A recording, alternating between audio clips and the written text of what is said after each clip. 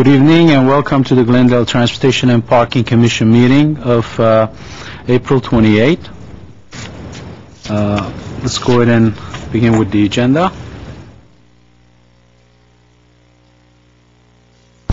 Item 1, regular business agenda. Item 1A, roll call. Commissioner Merabian? Present. Commissioner Sulayan? Present. Commissioner Weissman? Here. Commissioner Welch? Here. Chairperson Sahakian? Present. Next item, please.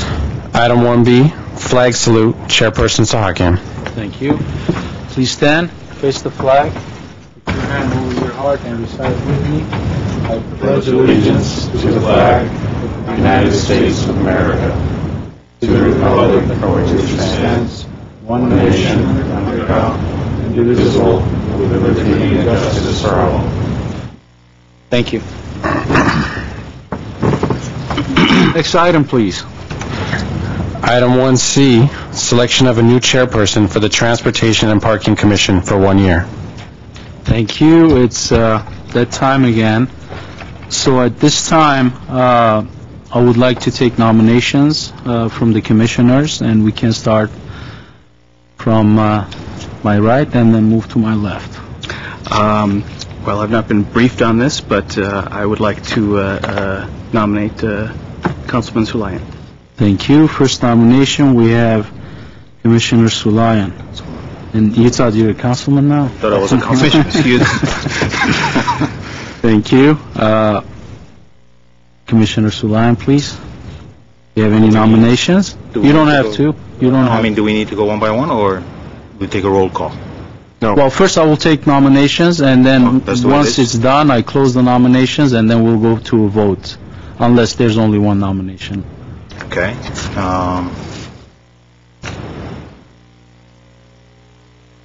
I'll accept his nomination. Okay. So, next. I have no nomination. No nomination? I have nomination.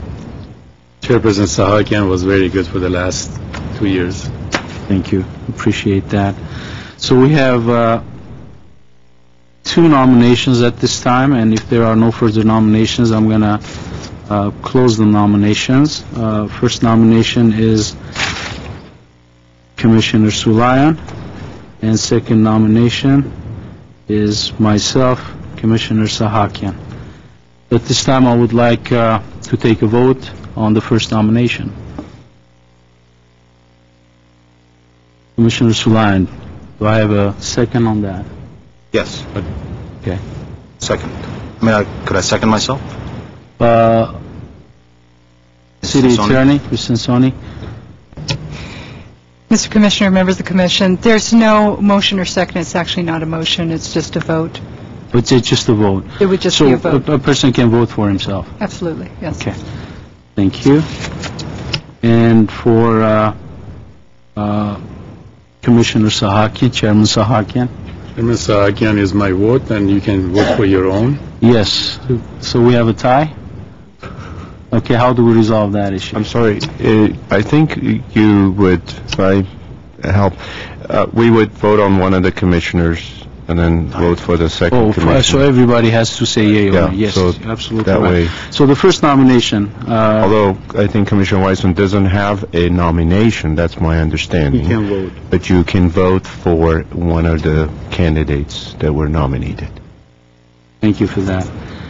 So first nomination, Commissioner Sulayan. Can I get a vote on it?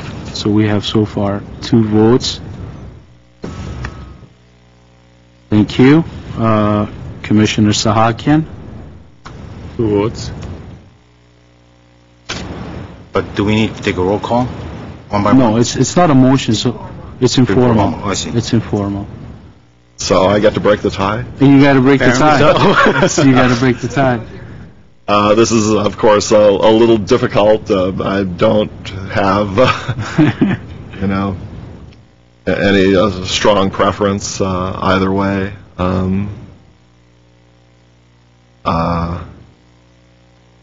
I guess so that we can avoid switching chairs, I will vote for Commissioner Sahakian. Okay. Thank you. So we have 2 votes for Commissioner Sulayan and 3 votes for Commissioner Sahakian. Based on that, I stay in my seat. Okay. Congratulations. Thank you. Thank you. Okay, next item, please. Item 3, posting of agenda. The agenda for the Monday, April 28th, 2008 regular meeting of the Glendale Transportation and Parking Commission was posted by Friday, April 25th, 2008 before 5:30 p.m. on the bulletin board outside of City Hall. I believe we missed one item, which is the presentation. Yes. Oh, yes, sir. Sorry about that. No problem. Okay. Item 2, presentations, Carvel Gay. Mr. Gay, please, if you can come to the podium. Commissioners, if you'd like to join me. Ruby, I know you've been with Commissioner Gay. Wow, this is nice. My partner's over there. Please, you can stand with I'll take a picture. Okay. That's when you can take a picture. Oh, You can take the picture. You're okay? she's fine. Okay. All right. I can't say commissioner anymore, but my friend, my good friend, Gay, I really, really enjoyed you being on the commission. Every time I sat down there as a chairman or a commissioner before that, if I needed any type of a support, it could be moral support, I looked at you and you comforted me. You served the commission with the highest integrity. That's about it. You gave us great ideas. You were the veteran when we came to the commission, and you guided us personally. You guided me. So I would like to present this to you on behalf of the city.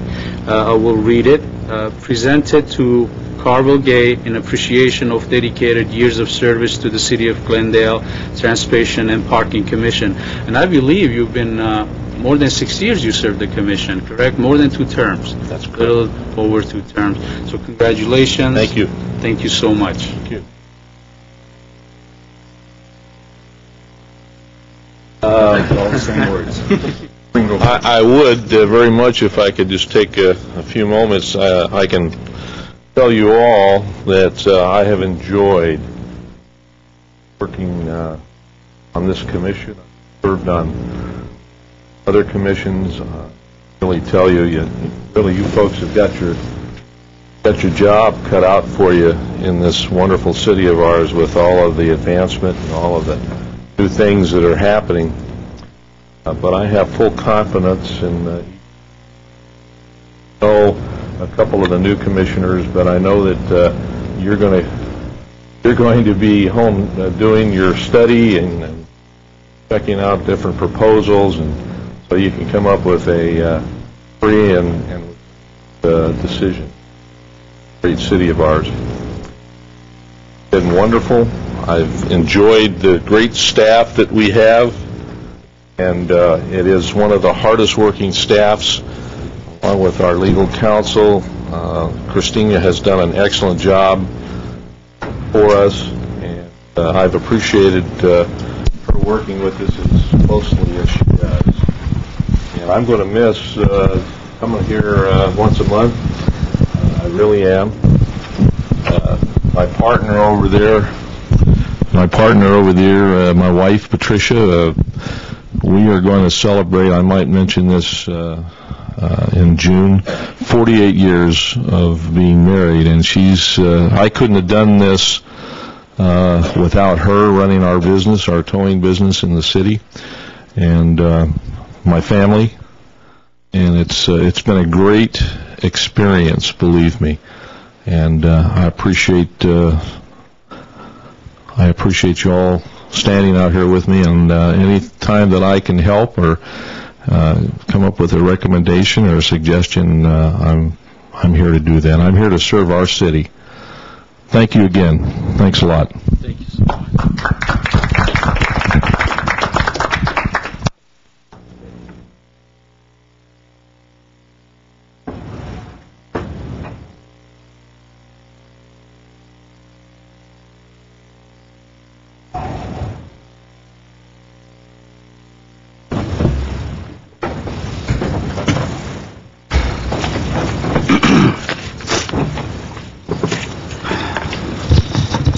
Thank you. Next item, please. Item 3, posting of agenda. The agenda for the Monday, April 28, 2008, regular meeting of the Glendale Transportation and Parking Commission was posted by Friday, April 25, 2008, before 5:30 p.m. on the bulletin board outside of City Hall. Thank you. Number 4. Item 4, approval of minutes. Item 4A, February 25th, 2008, regular meeting approval of minutes. Commissioners, do we have any changes? I don't have any. Can I get a motion to approve as written? So moved. Thank Second. you. Thank you. Commissioner Merabian? Second. Commissioner Sulayan? Yes. If I may, just a moment, I believe Commissioner Merabian was not at the... Present. Was not So present, abstain. so you would abstain. You would, please, thank you. Commissioner Sulayan again? Yes. Commissioner Weissman? Yes. Commissioner Welch? Yes. Chairperson Sahakian? Yes, thank you. Approved as written. Next item, please. Item 5, oral communication. Discussion is limited to items not a part of this agenda. Each speaker is allowed 3 minutes. The commission may question the speaker, but there will be no debate or decision. Thank you. I'm going to open oral communications at this time, and I do have one card. Mr. Molano.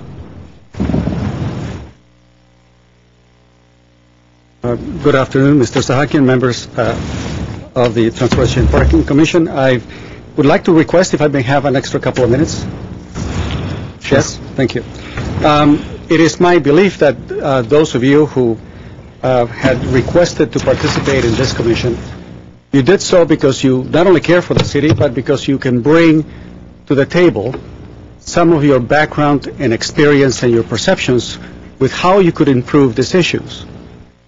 And if that is the case, and I'm sure that it is, I have a significant question with regard to the process, basically, that we're going to take forward. And I'm going to suggest to Mr. Weissman to, think about the following with regard to the direction of the commission for the following year. Because when I looked at the meetings that were missed last year, you had only attended 2/3 of the meetings were missed. You attended only 1/3. The meeting in February was for the mobility study. So you missed January, February, March, April, August, September, October, and December. So, Mr. Weissman, if you were going to select someone to be a chair for the following year, my suggestion, without any regard to your capability, Mr. Sahakian, but with regard to availability of someone who can conduct the meetings and who can encourage the other members to be present. On that alone, I would suggest that you reconsider and bring back to a vote the situation that you have to bring someone on the chair who's going to be here and have the meetings. This is the only commission in the city of Glendale that has this many cancellations during the year. Let me tell you some of the problems that you guys have been facing and that need to be significant addressing. Pedestrian fatalities. There has been no change in all of the effort of the city with regard to pedestrian fatalities year to year, irrespective of all the additional amounts of investment, millions of dollars into the police department. That's a significant issue. How about the shortage of on-street parking in southern Glendale? Neighborhoods that are at saturation point and have been that way for many years now. And we don't have an evaluation of those. And the problem that we had at Glendale High School and that neighborhood was precisely this. Now, that's an issue that could take months to resolve. Increased traffic congestion in downtown and an appropriate way of measuring traffic speeds. Implementation of the mobility study. How much has been implemented? Of all the study, the hundreds of thousands of dollars that were spent on it, where are we now? Has it been implemented? Evaluations of the EIRs, many of them did not even show up in here. Significant major projects that did not get evaluated because someone felt that this commission did not have, should we say, to look at it. They made their own decision. Staff did. And I believe that you have some significant issues to address here.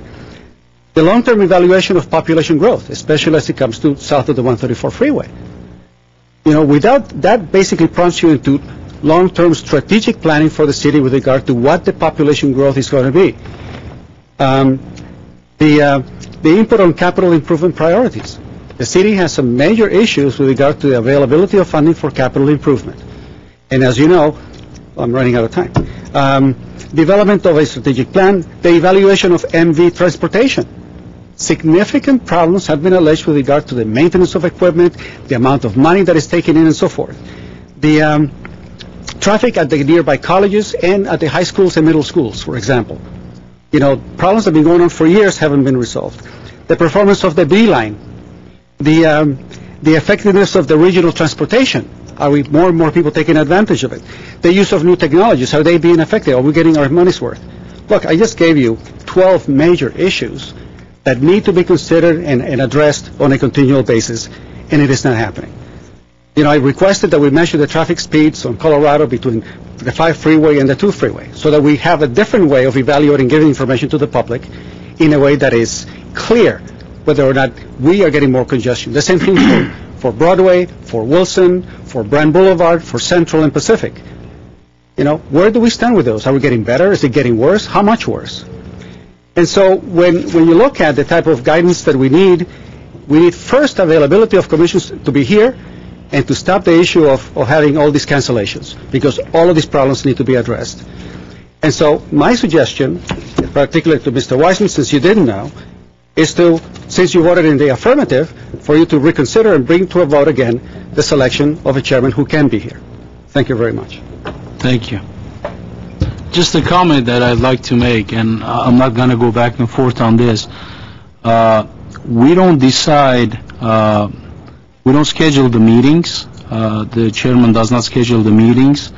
From what I recall, we had some meetings that were canceled, not because of unavailability of members of the commission, but because there were no items for that month's agenda. And I don't recall missing a single meeting last year. And the box stops here. I'm not going to continue with this one. So this is the real information, and I'm not trying to misguide anybody. Let's go ahead and continue with the oral communication. I did receive 2 additional cards. Mr. Barry Allen.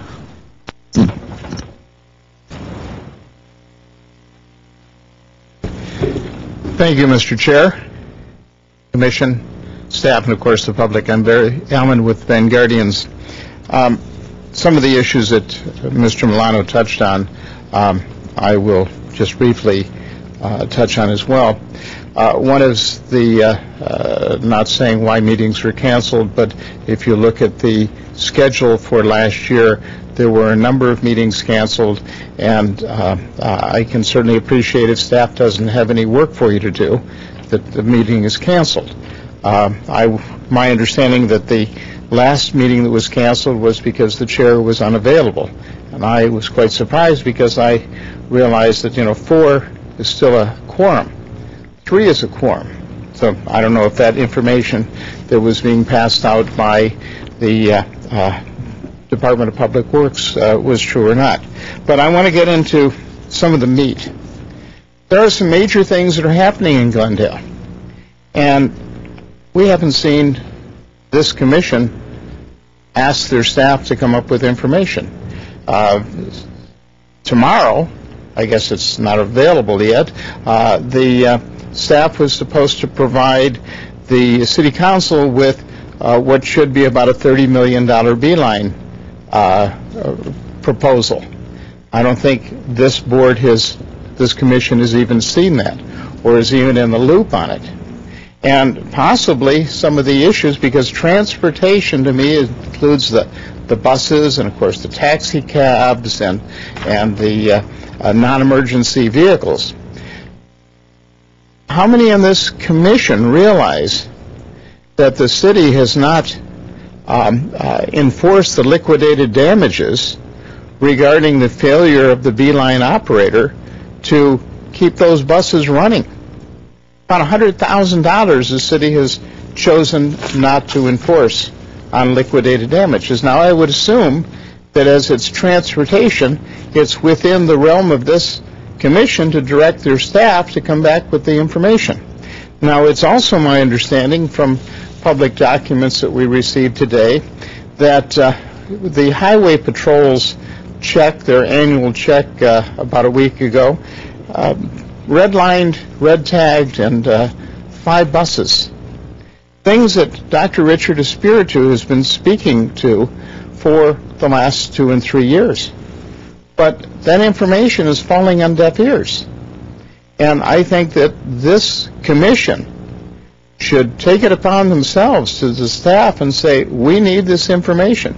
We need to be in the loop. Because it's transportation and parking.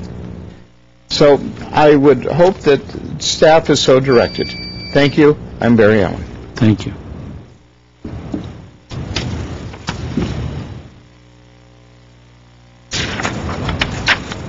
And I believe those were the only 2 cards for oral communication, so I'm going to close oral communication at this time unless there are any comments from the commissioners. Since my name was brought up, I would just comment briefly that this is only my 2nd meeting in this job, Mr. Milano, so if you're expecting me to immediately step up and take a strong activist role, I'm afraid you're going to be disappointed. I'm not ruling that out at some point in the future, but right now I'm just getting my feet wet here, and my comfort level is not at a point where I feel up to that, especially given my understanding that the commission has less of a policy-making role and more of an advisory role in regard to transportation and parking. I'm certainly concerned with a number of the issues you brought up. I'm aware of them. I have submitted questions to staff on some of those issues, and I agree with you that they are important. They need to be considered. At this point, I don't feel comfortable reconsidering my vote. Like I said, being the new person here, not being familiar with past history or personalities, I'm just trying to do the best I can. So that's where I'm coming from. Thank you. Thank you. Okay, let's move on to the next item. Item 6, action items. Item 6A, supplemental report regarding street improvements prohibiting left turn movements at the driveway at 3612 Linda Vista Road. Continuation of Transportation and Parking Commission hearing on January 28th, 2008. Item 6A1, motion for recommended action. Thank you. Bagdanian. Mr. Chairman, members of the Transportation and Parking Commission, this is a continuation of the item on the driveway at 3612 Linda Vista Road. And at the end of that meeting, after considerable discussion, question and answers by staff and the commission, it was determined that the best course of action was to ask staff to go back, look at all the alternatives, respond to issues that were raised at the meeting, conduct additional traffic counts, speed counts, so that we can have a better understanding of what are the alternatives that was discussed at the time, and are there any other alternatives that we haven't looked at. So what I'd like to do, rather than repeat all the technical information, just to give you a quick overview about the location. We have new Commissioner Weissman that is here, so I wanted to just have him kind of catch up with the rest of the commission in terms of the issues were discussed, what strategies that we presented. And we have added one more alternatives to the 5 that we had presented, and then provide you with that opportunity to discuss it and give us direction as to how to proceed. So if I may just quickly, if we can have the lights turned off, oh, that's great. Essentially what we're showing here is Linda Vista Drive from Chevy Chase Drive all the way to the city limits, which is with City of Pasadena. The driveway that is in question for the 3612 Linda Vista Drive, this is a residence that was built at this location at the time of reviewing the project. Staff had concerns about the location of the driveway because of the sight distance that we had around this curve. There's a crest vertical curve, and also it's a horizontal curve. We believe that the sight distance was inadequate to provide a left turn access out of the driveway. This is a close-up of the location. Again, Linda Vista Drive. I'm pointing it on with my cursor, and then Figueroa Street, which is to the west of the driveway. The existing conditions, what we did at the time when the occupancy of the 3612 was approved, being concerned about the sight distance for coming out of the driveway and making a left turn, the city installed delineators as well as curb stops in the median that would have that restricted the left turns out of the driveway. So here's some of the pictures we're showing you is what's out there today in terms of the restriction. Again, this makes it difficult to make a left turn, although it can be that if you went the wrong way in this direction to the left, you can go bypass these delineators at this location. This is more pictures of the location. This is if you were sitting in the driveway and looking to your right, which will be the easterly direction. Here's the crest of the curve that we're talking about, and also this is a horizontal curve as well.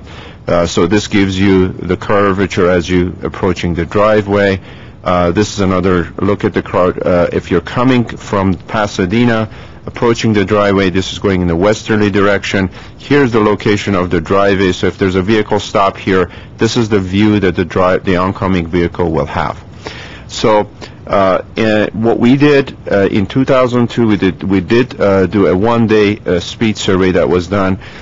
This breaks down the percentage of vehicle that were traveling at different speeds.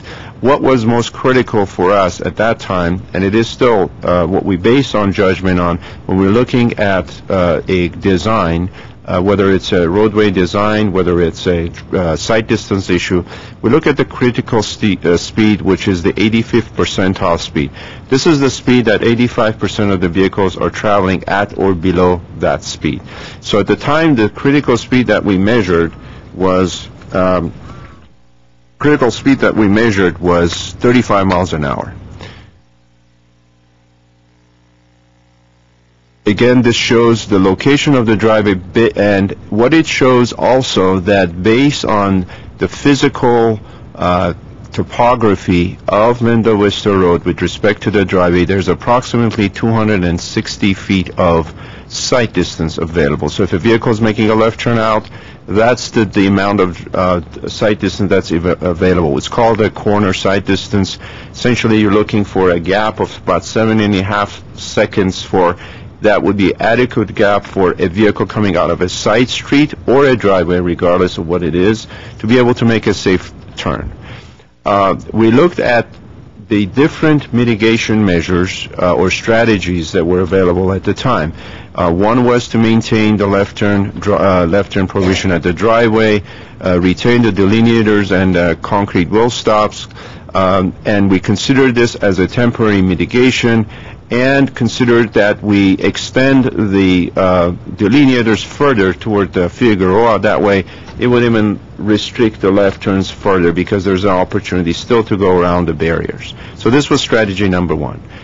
Strategy number two was to maintain the left turn prohibition at the driveway, remove the delineators and the concrete wheel stops, and basically we just rely on a left turn signage that would be at the driveway, and we will rely on the residents that it is restricted. Do not make a left turn. To do a left turn, you have to make a right turn to go further toward Pasadena, do a U-turn, and then come back to go westbound.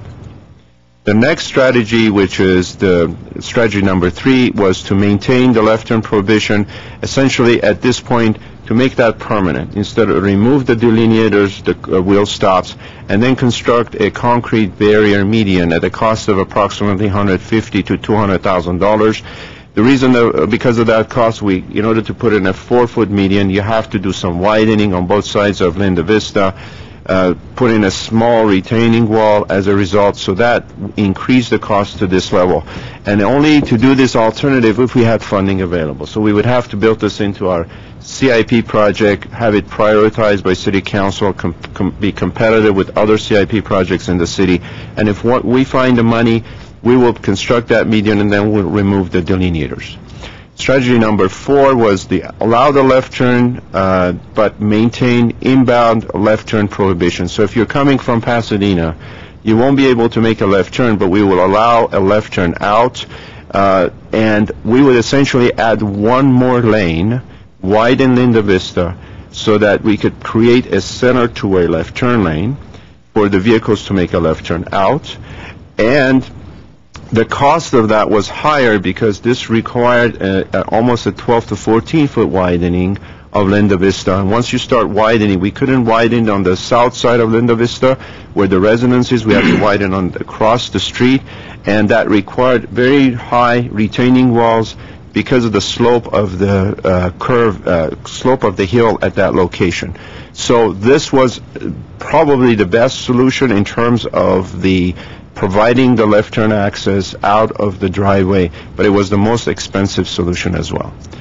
Alternative number 5 essentially was to remove the left turn restriction, allow that to occur, but what we would have to do is to put in a CCTV camera. In other words, we would put in a camera on a pole at the crest of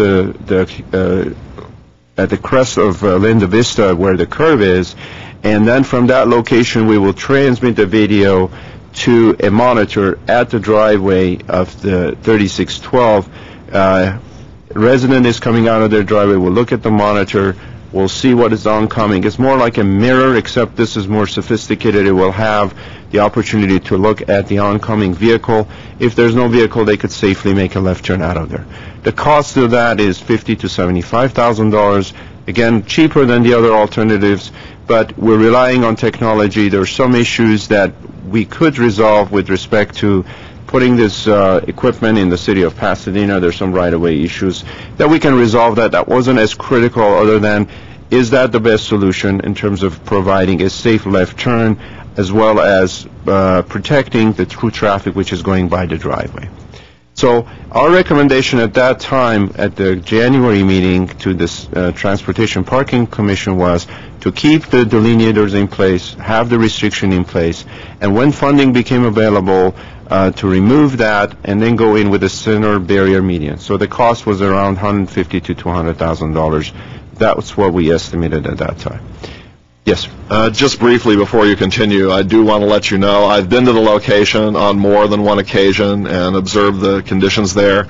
And I also read the minutes from the January 28th meeting, so I'm familiar with the issues that were brought up and some of the questions my fellow commissioners had regarding this. So thank you. Thank you for doing the study approach. I know it's sometimes harder when you're not in the meeting, but we try to provide you with that information. Appreciate that very much.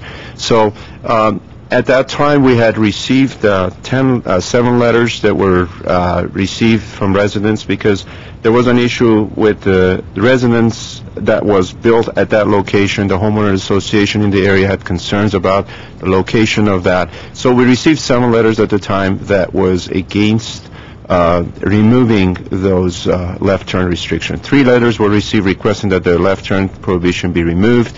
We also had a petition that was from 52 residents that said, this is the Fair Oaks Community Homeowners Association, that they said that they they were in support of keeping the restrictions in place. At the commission meeting, also the applicant, or in this case the residence owner of the 3612, submitted a petition that was submitted to the staff. And that petition, they had 176 signatures, and from that number of signatures, about 30 or 40 that we glanced through the signatures, they were duplicated. So in other words, same members of the family signed it. But so a total of 140 residents that were in the general area of this particular driveway, they were in support of removing the turn restrictions. For us to go and verify all those signatures, the 52 that was from the 52 residents, as well as these 140, it would be very difficult. I mean, it is possible, but just in general, we're taking it as face value that there were residents that were expressing their concern about removing the turn restrictions. There were residents in that area, not necessarily in that area, but further out too, that were in support of removing the turn restrictions. So that was what we received as far as community input with respect to this issue. Since that January meeting, we did additional travel speed survey because there was an issue as to whether the speed surveys we conducted were in the right place, whether the data was accurate. So we felt that we should go further than what we had originally done to give everybody the benefit of the doubt what the data we collect and how can that help us in terms of coming with a decision on this. So we looked at doing a speed surveys with a machine counter that collects the speeds of vehicles on 24-hour basis. And we did the surveys, if I can get we put one counter at exactly at the crest of the curve. This is where we're concerned with the original count was done, what the speed survey was. This is where we counted originally. Then we did one counter in advance. That's location number 2. So we know traffic coming from Pasadena, what is the approach speed to this curve? We did one counter right past the crest of the curve. So if you're going through the curve, coming out in advance of the driveway, what is the speed at that location, which is location number 3. We also count on location number 4, which is very close to the driveway, to see what the speed is at that location. So at any time if a vehicle is approaching the driveway, we wanted to know what their approach speed was. Essentially, we're looking again at the critical speed, the 85th percentile speed. We also, because we were concerned about traffic coming in this direction, we look at location number 5 to see what the speed was in approach of the intersection of Figueroa and Linda Vista. So we counted it on February 9th to 12th. We collected the data. We looked at the data. There was what we felt there were some fluctuations in the data. We thought there may not be accurate, 100% accurate. To give ourselves the benefit of the doubt, we counted again on March 1st and 4th, which we provided in this table A to the Commission. Because of the size of the fonts here, I apologize. I thought I can have a bigger table here. But just to give you an idea, this column is when we first counted it in February. So this is the location number 1, which is right at the crest at this location. The speed that we measured there was 28 miles an hour. We felt that that number might be too low because the speed that we had counted originally at that location, the critical speed before, was about 35 miles an hour. Again, to make sure that we've collected, and the more data you collect, probably you're going to get more accurate data. You may have a better average, obviously. But as you all know, any street, and from years of experience, that anytime you do traffic counts or speed surveys, the data may vary as far as 5 miles an hour in terms of the speed, or in terms of the traffic count itself, you may have easily a 10% fluctuation in the volume of traffic that is traversing that segment of the roadway. So we did the follow-up counts in March, and the speed we achieved, or we averaged, is 32 miles an hour. So if you compare this speed to the 2002 count that we did, which was 35, in addition, the applicant, the residents, also did their own they hired their own consultant to do a traffic count. The 85th that they measured, which we believe approximately at this location, was 31. So we used, at this point, we used the 32 as being the critical speed, or the 85th percentile speed at station number 1. Then we went to station number 2. The critical speed was, the average was 33. In this set of counts in February, the average was 37, about a 4 mile an hour difference, essentially, at station number 2. Okay, coming into the curve. As obvious, as you're coming into the curve, you would expect the speed to be higher. As you get closer to the curve, station number 1, the speed is lower. So essentially, the counts show that, whether if it's 2 or 3 miles up and down, but still it shows that same what you would expect people will do as they're going through a curve. Station number 3, the speeds were 34 miles an hour in the February data, 29 miles per hour in the March data, a difference of about 5 miles an hour. And station number 4 was fairly close, about a 1 mile difference, a 33 average in February and a 32 in March. So what we did is we believe we've collected enough data to give the Commission, ourselves, fairly accurate data as what is the speed that we should design to. Essentially considering that, again, if I remind you that we're dealing with physically about 260 feet of sight distance. So we were trying to see if we went with a 35 mile an hour regional speed, 85th percentile speed, our sight distance was about 385 feet. That's what would be required by the engineering standards that we use. But if the speed was in the 25 mile an hour range in that category, what you need is about 275 feet of sight distance versus what we already have, about 260. So we thought, what can we do to look at what standards should we use, what criteria should we use in order to look at this issue about the left turn restriction. We looked at this stretch, but when we also concerned ourselves for the entire stretch of Linda Vista, because in our experience, you can't just deal with trying to mitigate the speed on one segment of a long roadway, especially Linda Vista, which is a curvilinear road. It's got grades, it's got curves, all the way from the easterly city limits of Pasadena to Chevy Chase. So what we did, again, we established based on the data that the speed that we're dealing with, the 85th percentile, is going to be 32, not 35, or lower than that, which was 31 that was counted by the residents. We looked at possibly implementing another strategy, which is looking at the entire segment of Linda Vista. How can we essentially calm traffic down? We also had complaints from the residents further down near Dunsmore that the speeding was a problem, and coming out of Dunsmore was also difficult because of a limited sight distance and the speed of vehicles that are on Dunsmore. So essentially, just putting the issue of Linda Vista aside for a moment, we really looked at Chevy Chase and said, what can we do to Linda Vista from Chevy Chase all the way through this area, all the way to the eastern city limits of City of Glendale. We looked at the key intersections, two locations that are critical in terms of major intersections of Linda Vista and Dunsmore and Figueroa Street. As you may have been out there to this intersection, I'll start with Figueroa first. Get my cursor here. At this location, this is a really wide intersection. We've had comments and requests from the residents on Figueroa to essentially convert this to a four-way stop because of the width of the intersection. Usually at four-way stops, you want to have a narrower street so that people have shorter distance that they have to get out of to make a left turn. So we figured that this is the first control, essentially, to come into the city of Glendale coming from Pasadena. Whereas right now, if you're coming through the city, you don't have any stop signs. There's only one stop sign along the way that you encounter.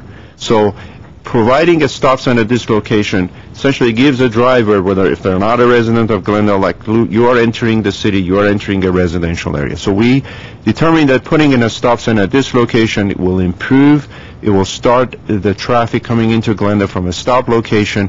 Also, it will allow us, given that we have a 32 mile an hour speed limit, in order to do a speed zoning, you can round that speed based on the 85th from a 32 to a 30.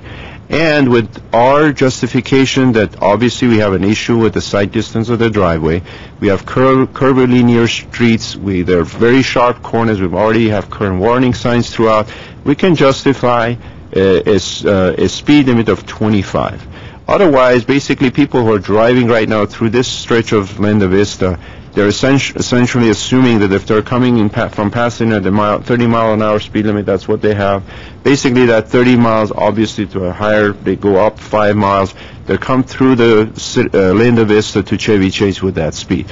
So we felt by putting a four-way stop at this location at Figueroa, another four-way stop at Dunsmore, which we've had requests for that at this location, adding a number of speed 25 mile an hour speed limit signs. Currently we only have 2 in this stretch. Adding additional signs that would help establishing to the drivers that this is a 25 mile an hour speed.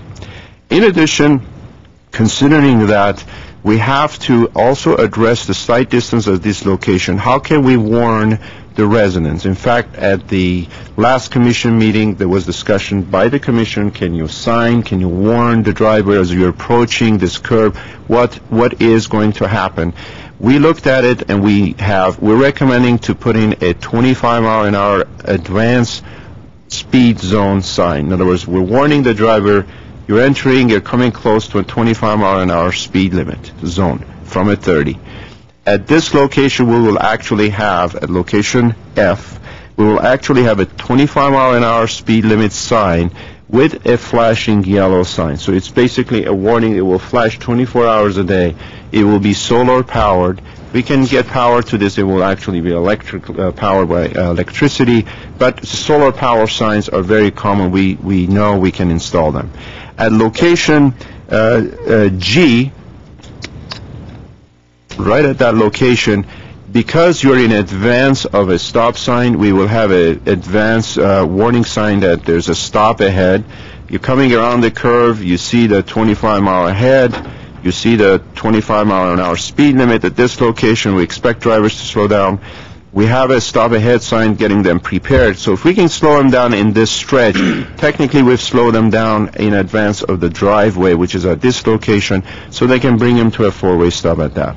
So given that we're establishing a speed close to 25 miles an hour, we believe that we will be able to provide a fairly safe sight distance for the residents coming out of the driveway, looking to their right to make a safe left turn. Again, I emphasize that because it's really up to the residents to make sure that, regardless, because you cannot assume that everybody is going to slow down around this curve. And any typical location around here, yes, we do have driveways that have limited sight distance. These areas are 25 miles an hour, but if somebody is driving 40, they are going to approach that driveway at a faster speed. That is, you would be able to have your 7.5 second safe gap to make a left turn or do a right turn. So our strategy was, by looking at not only here in advance of Linda Vista at this driveway, look at this whole stretch like we did in the Mountain Ross Moines area. We had a very similar thing on Mountain Street. We had sight distance at driveways, we had sight distance at intersections strategically where we could justify. We put in stop signs, we put in speed humps. Obviously putting speed hump in this area because of fire emergency response time, being farther away from our fire station, would not be recommended. So we feel that we can pretty much maintain a 25 mile an hour speed limit in this area and resolve this issue. So with respect to that strategy, if you can go back to again. With respect to that strategy, we're adding that as a sixth alternative for the Transportation Parking Commission to consider in terms of if this would be something that, based on input from staff, input from the residents and the community, that you can give us, staff, the direction as to what strategy you prefer so that we can present that to the City Council. By the way, I did not indicate that we have notified all the residents. We originally notified them about the February meeting. As the meeting was postponed, we notified them about this meeting. We send out letters to everyone, not only the ones who had attended the meeting, but also the entire homeowner association in that area, making sure that they're aware of that this meeting and this discussion is going to take place today. Based on the latest letter that was sent out, we received 5 letters from residents in support of basically existing left turn prohibition, regardless of which alternative, whether we put in a raised barrier median or we keep the delineators in place. That was, and you should have a copy of those letters in your provided to you. We had 2 letters of support, essentially saying remove the left turn prohibition at this location. So to summarize what I said for the Commission's consideration, we have strategy number 1 is to maintain the left turn prohibition with existing delineators, as you saw in the pictures. Number 2 is to maintain left turn prohibition with signage only. Basically, we remove the wheel stops and the delineators. Number 3 is to maintain the left turn prohibition. Then, once we have funding available through the CIP process, we can prioritize it at a cost of $150,000 to $200,000, put in the barrier median. Number 4 was to allow the left turns out This is essentially adding an additional lane on Linda Vista, but at a very high cost of $700,000 to $800,000. Number 5 was to put in the CCTV camera option so that we will allow the left turns, but we will install the camera in the city, at the boundary of the city. And number 6 is the last one that we mentioned, that by installing essentially a signage program and installing the stop signs along Linda Vista at those 2 key intersections as a corridor improvement. And the total cost of that, we roughly estimate about $10,000, because there's the signage, the labor. The purchase of the flasher will require, it's about $4,000 to put that in. Mr. Chairman, that concludes my presentation in terms of what we felt, and our request to the Commission. There's a motion that is in your packet to give us staff your direction as to which strategy you prefer. And once we have that information, we will then prepare a staff report based on the Commission deliberation tonight, with all the input you receive from the residents or the public, and then we will present that to City Council for their final approval of this issue. With that, I'll be happy to answer any questions. Yeah, thank you. Quick question, John. On Figure A, Legend E, it's on Pasadena border. Are we allowed to put a stop sign where it would say 25 miles zone? Yes, that is a signage that we will work with city. Of course, we'll get their permission, but it is a minor in nature compared to if we were putting in a camera. But with respect to the camera pole, also we've identified a location we believe is in city of Glendale, where we can make the pole high enough and put the camera on top, so we will get the same view as we would if we were in city of Pasadena. Just a matter of expediting the issue, but it is possible to do that. And I know it's legal, at least to warn the motorists that you're entering a different speed zone. Right. My question was, are we allowed to put a sign in the city of Pasadena? We will get an encroachment permit from the city of Pasadena through the process, but it is possible. Okay. Thank you. Thank you. I have a question about this, the Table A with the 85th percentile travel speeds.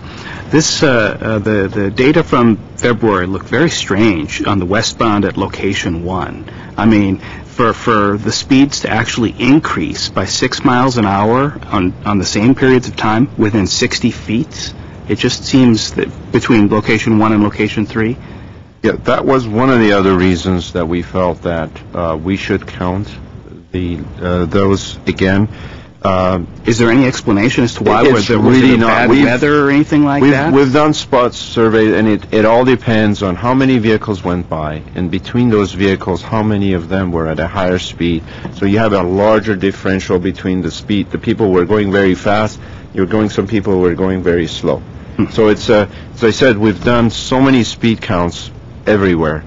There's really sometimes no reason to believe that even within a 50 to 60 feet. We've even asked the company to make sure that they bring in the best counters that they can. These things are calibrated, but I will tell you that sometimes it could be a 1 or 2 mile. If you put the same counters at the same location, you may get a discrepancy between one counter at the same location, let alone if they're 50, 60 feet away. But yes, we saw that. That's the reason we felt that we should do another count. Another 4 days of count. So we get, the more data you collect, you're probably going to get a better statistically valid data. But we could count this so many times and we'd still be 1 or 2 miles away. But that your observation is very true, that there's a big jump between two locations. What we have found out, there's people, as they learn going over a tube, sometimes they'll see the tube, they'll slow down. Sometimes they see a tube and go faster on it. So it's a chance they hit the first one, they slow down, then they accelerate on the second one. It's a behavior thing that is very, very difficult to assess as to why that happens. Well, since we're using this March data then pretty much as the governing data, do you have any information as to what the weather conditions were on those days? They were all clear. It wasn't like there was any rainy days, and it was pretty. The pavement conditions were normal. Okay. We didn't see it because we did have our staff to go out there and make sure at least that these cameras are placed at the correct location, so for comparison purposes, they're not different locations. And if the weather is there, and if the tube hasn't come off, We made the counter company go out there and look at it the next day to make sure everything was okay. So we believe at least everything was okay, but there's always this weird fluctuations that happens in these counts.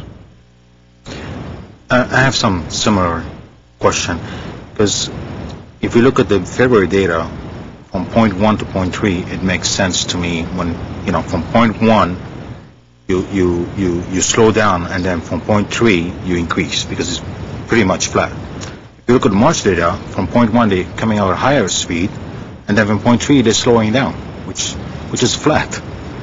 You would expect the other way around. But the other question I have is, out of all these data, which I have the data here, approximately how many cars, when we take the 85 percentile differences between February and March?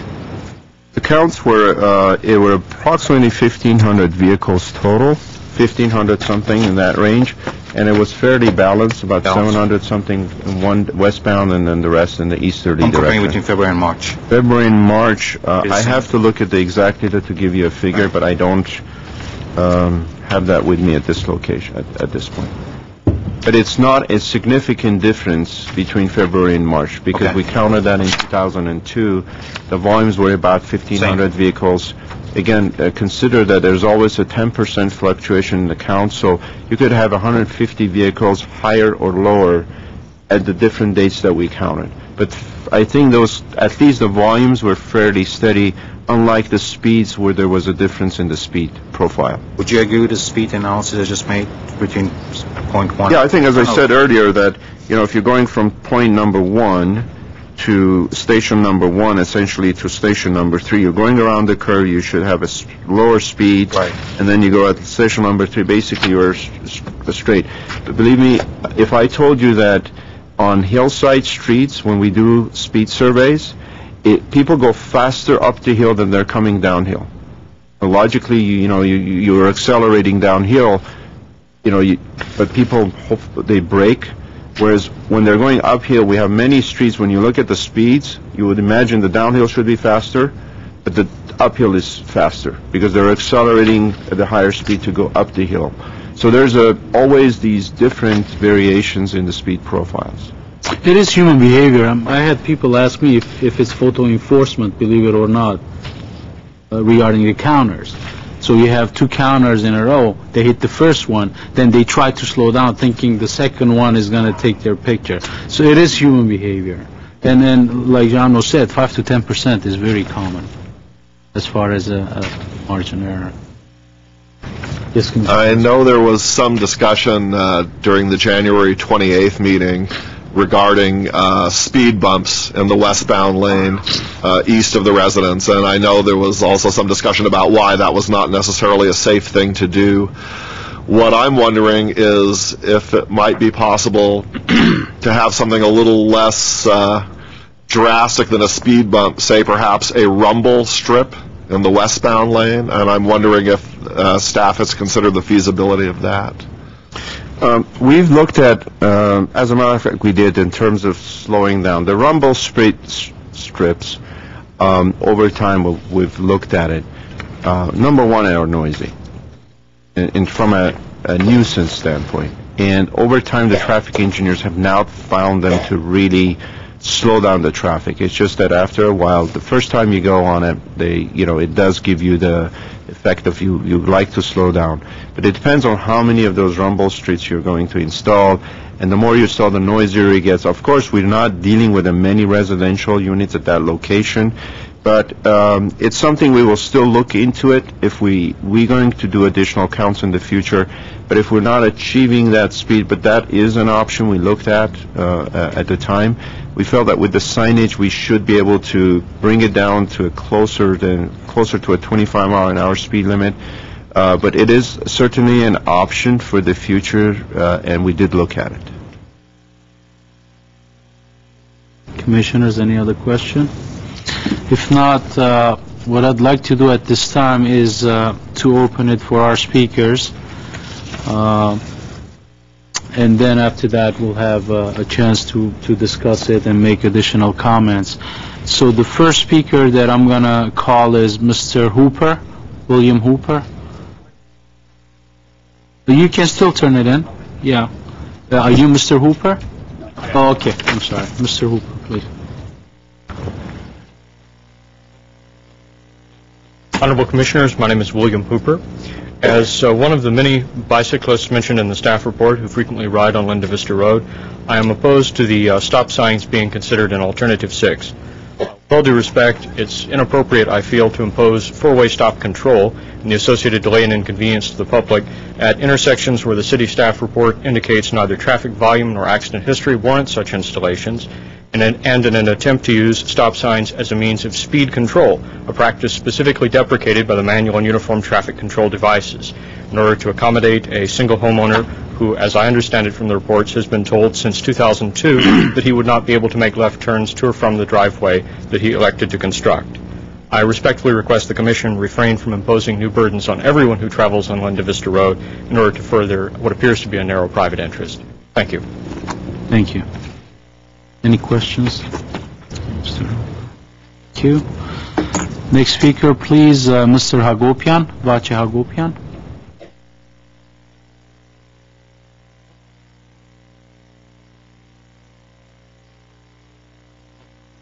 Good evening, Commissioners. Mr. Bardanian. I live on Linda Vista Road. Do you have the exhibit? Yes. That's easier to pin. Let's go back to the... Sir, your name for the record, please? Vache Hagopian.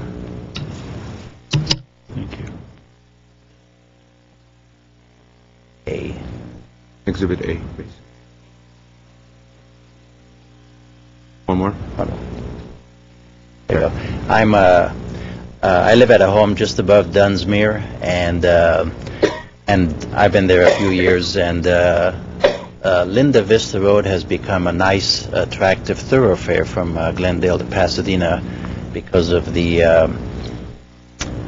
Arts Center and the Rose Bowl, and it just makes it a convenient thoroughfare. And for a while there, it was quiet, and people were not speeding, and it wasn't that much traffic. But over time, people from Chevy Chase, when they turn on to Linda Vista, can pick up some good speed, as Mr. Bardanian said. I can attest to it. Going uphill, they're clocking 60, 70 miles per hour by the time they hit front of our home, but they have to slow down because there's a hairpin turn up there. But that's kind of what you hear, and I can hear them all the way from our home down to Chevy Chase. So I know that speeding occurs. I like the delineators being removed up there because I think it's dangerous. I go through that area, so do a lot of people. It forces everybody to come in a narrow path. So I like the removal of the delineators. I like all the extra measures that have been suggested. This is a nice compromise. And I think, as Mr. Bardanian said, just to see how the signage measures will work, then whether or not, my feeling is a few speed bumps would be good, because then you don't need policemen to monitor people stopping at stop signs, and the speed bumps will naturally do that at a fraction of the cost. But that's something down the road. And I think the stop signs and the signs, the 25 miles per hour signage will just kind of change the behavior a little bit from people traveling through there on a regular basis. And I think periodically, in addition to that, if you would, maybe it's part of the procedure is to have radar or policemen monitoring the 25 mile per hour after you put up the stop signs and the speed limits, just for maybe 1 or 2 times a month for a few months, just to change the behavior. And I think once that happens, I think then people will kind of watch their speed, watch their driving, because for a while that's been unregulated. It's become a little crazy. And I know the gentleman with the cyclist, I know that a lot of times they're almost run off the road many times as they're pedaling really hard to get up the hill. So I like the measures. Maybe later there'll be some speed bumps, and hopefully with the measures you'll monitor it with some radar, and I think this will work. Thank you. Thank you.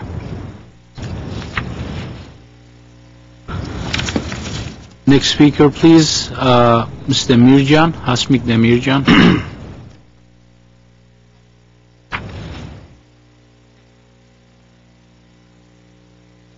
Good evening, Mr. Chairman Sahakian, commissioners, staff.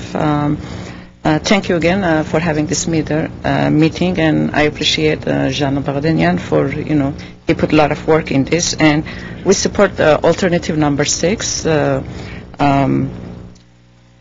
removal of the candlestick and the signage, and the 4-way stop sign will be great, and the speed limit, we're all for it. And I just want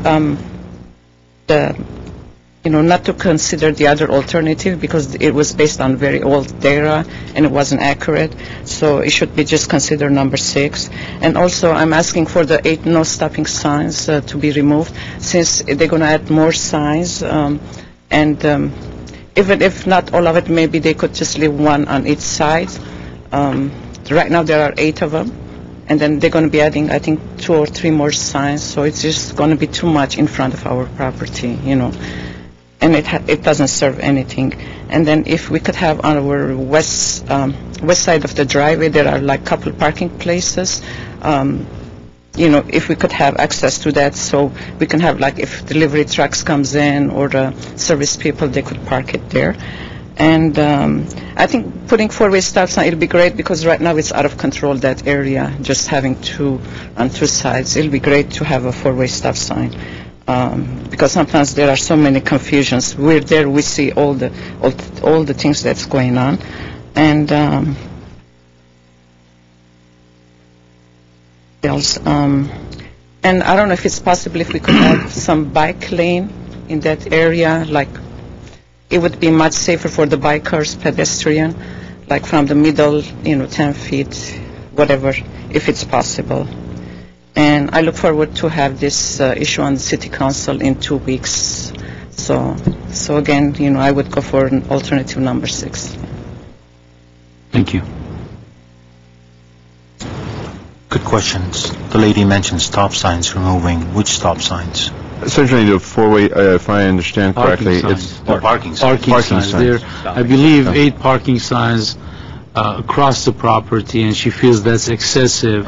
And per the city guidelines, I think every 75 or 150 feet. We'll look at that. What I want to do, I want to keep the bike lane issue and the signage issue separate. Those are other issues that you can discuss it with the department, with staff, and you can put in a request for a bike lane or what have you. But at this point, this is such a big issue itself that I want to concentrate on this one, if you don't mind. Next speaker is Mr. Demirjan, Harut Demirjan.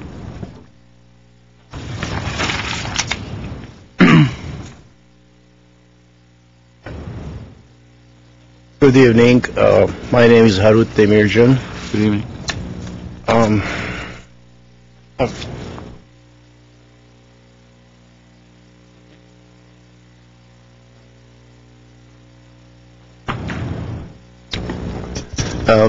The white lane that we're talking about, it is separate issue, but yet if we could involve that, it would reduce the speed. Correct. Because, that's part of what could, Mr. Welch was asking the question, what's the difference between those 2 different, the traffic count was big difference? Well, I'll tell you why, I think. At the first, when they put it, they had large cones nailed on the street, like 2-3 feet away from the edge on both sides. And cars, when they were coming, they were thinking some kind of construction, or it was narrower, So that's what I think. So that's why I think also that the bike lane, if we put 10 feet on for travelers, if we leave just 10 feet from the center on each side, and the remaining will be for pedestrians and things, it'll be great. It would help reduce the speed.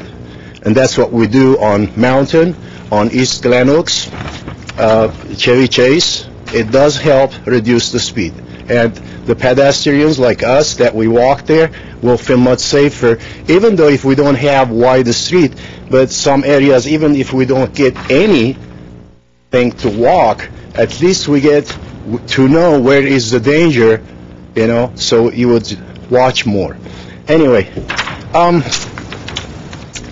I wrote a letter to Caltrans about this issue.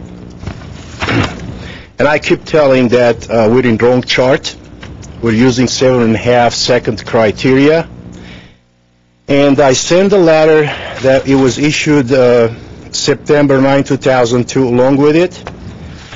And Caltrans did answer me, and you got the copies. And I'm not going to read it. You go ahead and read it. If you have questions, let me know. And I also got an example from Orange County, their traffic and transportation. How do they work? Item 10 here, it says residential driveways serving 4 or more units, 4 or more, and commercial driveways shall be treated as local street intersection. Now, if you look at the chart, the local street intersection is the minimum. Now, this 4 or more units or the commercial could be on the major road, but it tells the traffic department to go to the minimum, which is from 660 feet. If I'm building a street intersecting the major road, I need 660 feet of sight vision. If I'm building a private driveway, he's saying go to the minimum, which is 280. What happens to if I'm building less than 4 units? A single family dwelling. They're not even concerned. Now, if you have any questions about who knows better than me? I mean, I kept telling this, and it's like, I don't know nothing. But Caltrans doesn't know too. We're in the wrong chart. Thank you. Any questions? Yes. Do you support the alternative 6? Yes. Thank you. Thank you. Next speaker, Mr. Barry Allen.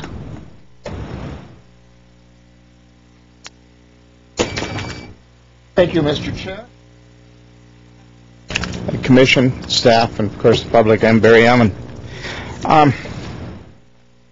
2 months ago, we heard from Lieutenant Povolitis from the police department, and he came and he says, we want to keep it. And I asked him after he testified, I said, where's your empirical data? He says, I don't have any. And I said, so why are you for leaving these candlesticks there where they could cause accidents? He says, because that's what the traffic department wanted me to say. I have a problem with that. So what I did was I went to the police department and I got a list of traffic collision history and a list of all of the violations issued between 2002 and December 2007. So what does this tell me? It told me that in February 25th of 05 at 2:42 in the afternoon, there was a single car crash, hit an object, ran off the road, and hitting a fixed object westbound on Linda Vista at 180 feet off of Figueroa, and unsafe turning and unsafe speed. It's the only accident they've had. Now, reading the letters from neighbors, I guess they're much more inventive than the police department. So I question that.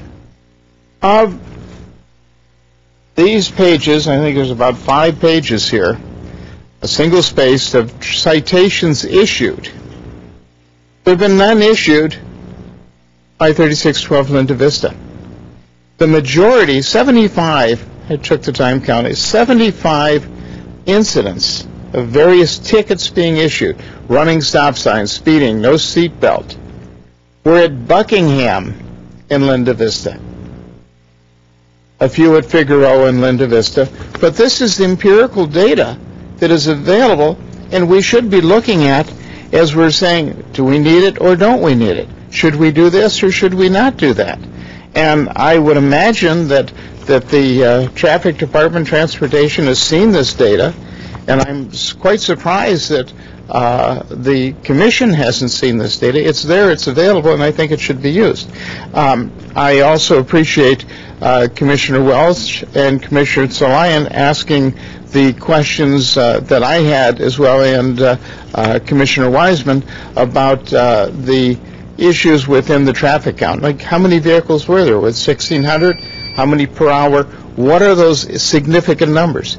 But I would suggest take those delineators and roadblocks down and open up the area and do the other mitigation of stop signs, speed limit signs, and warning signs. Thank you, Barry Allen. Thank you, Mr. Al. Any questions to Mr. Al? The last card that I have is Mr. Krikorian, Yogi Krikorian. Thank you, Chairman Sahakian. Appreciate it. I'm Yogi Krikorian. I'm a resident of Glendale, and I'm here in support of mitigation strategy number 6 that you mentioned. As a taxpayer, the option that we had, as you may recall, on January 28 was the, I believe it was option 3 or 4 was about $150,000 to $200,000. Is that correct?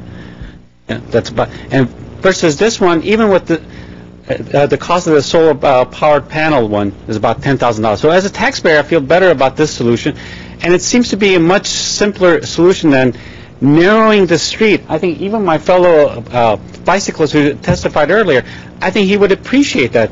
As you may recall, on the January 28th presentation, we saw pictures of bicyclists going up the hill.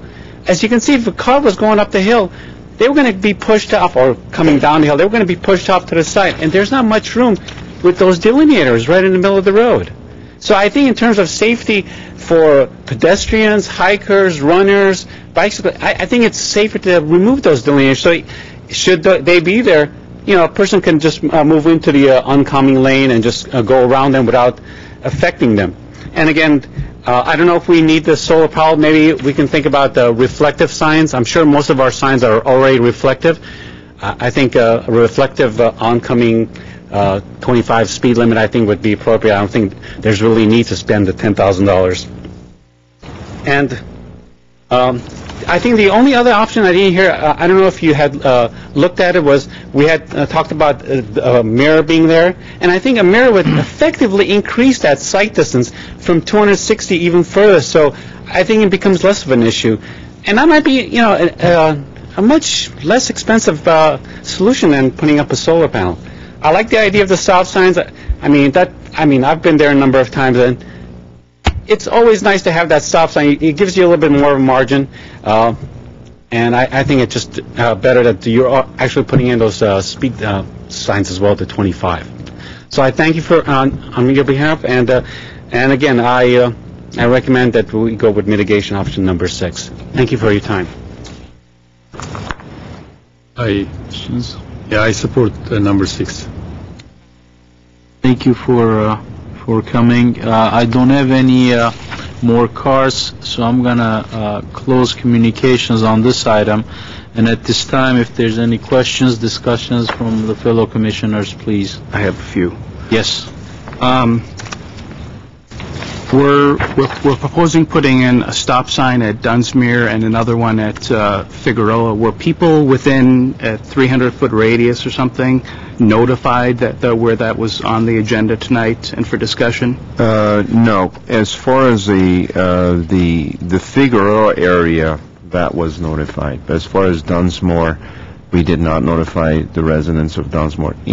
In general, whenever we determine that a stop sign is warranted, we don't really go we inform the resident stop sign will be installed at a certain type based on our engineering judgment, but we don't essentially go out and take a petition of some sort and saying whether people will be in favor of it, because it's a legal traffic control device that we have to install.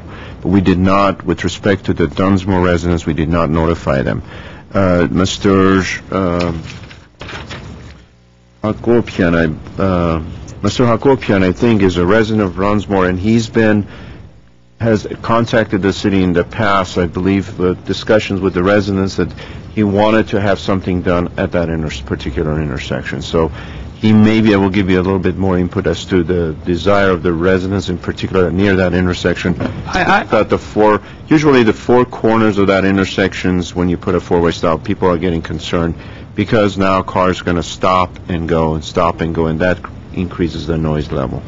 But we haven't done a 300-foot That's a T intersection. It's a T intersection, so people exiting Dunsmore, they have a stop anyway. They need to stop before proceeding anyway. Would you like him to? Well, no. It's just if somebody was going to put a stop sign, 50 feet from my house, I'd want to know about it. We notify them obviously before the installation of the stop sign, but in this case, we did not notify him as the commission is considering that particular recommendation. Just to note briefly, I live on a short cul-de-sac street, and also that intersects in a T intersection, and we had a stop sign installed with no notification, basically, so I assume that's the standard. They do usually put flags on it when it's brand new for a certain time period until people get used to it, and then take the flags down. We'll definitely let the residents know in this case for the entire stretch as to what, if any one of these alternatives are chosen, if there's any impact, for example, the four-way stop or the three-way stop, we will let them know in advance of the installation. Okay. My next question is, now, when you have the slide up that showed the different alternatives, I noted that the slide, the options 4 and 5 said preventing the left turn only from the driveway, whereas option 6 said left turns would now be allowed. Does that mean left turning into the driveway as well as left turn out of the driveway? Or are you still proposing to keep the ban on left turns into the driveway? In the case of the, if we go to the, let me just exactly read. If you give me 1 second, I just want to make sure that statement we made in the staff report, that's how I will state it.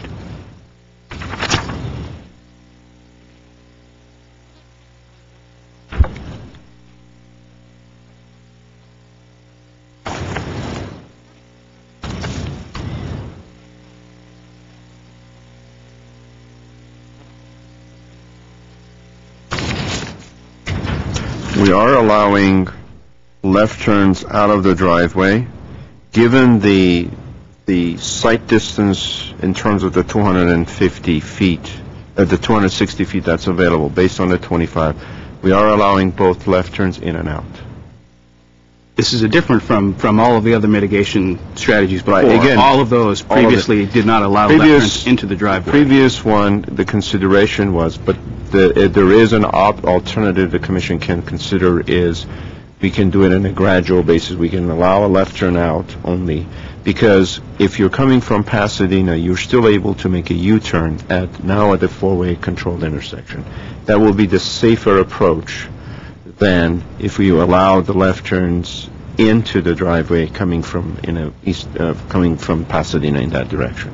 So this alternative has two options: essentially a left turn out, no left turn in, or allowing a full, basically non-restrictive movement as it relates to the driveway.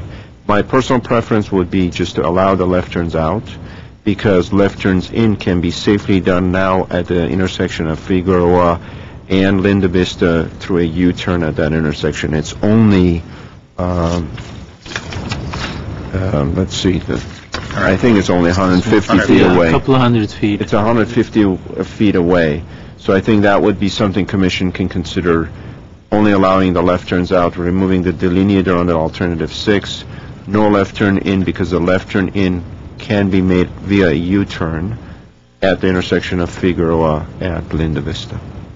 Okay, and my final question would be for council. Does council have an opinion about the design immunity for the city as relates to either of those options in regard to option alternative mitigation number 6? Yes, Mr. Chair, members of the Commission, Commissioner Welch, we have reviewed the new alternative as far as what design immunity protections the city would have, and just to clarify that design immunity comes into play if there's a challenge to the city's design of this particular stretch of road. And we have reviewed it with traffic engineering, and because it's a recommendation from our in-house experts that this is a viable alternative and it provides the same amount of safety, if not more, than some of the other alternatives that have been considered, we're satisfied that it would protect the city's design immunity. Okay.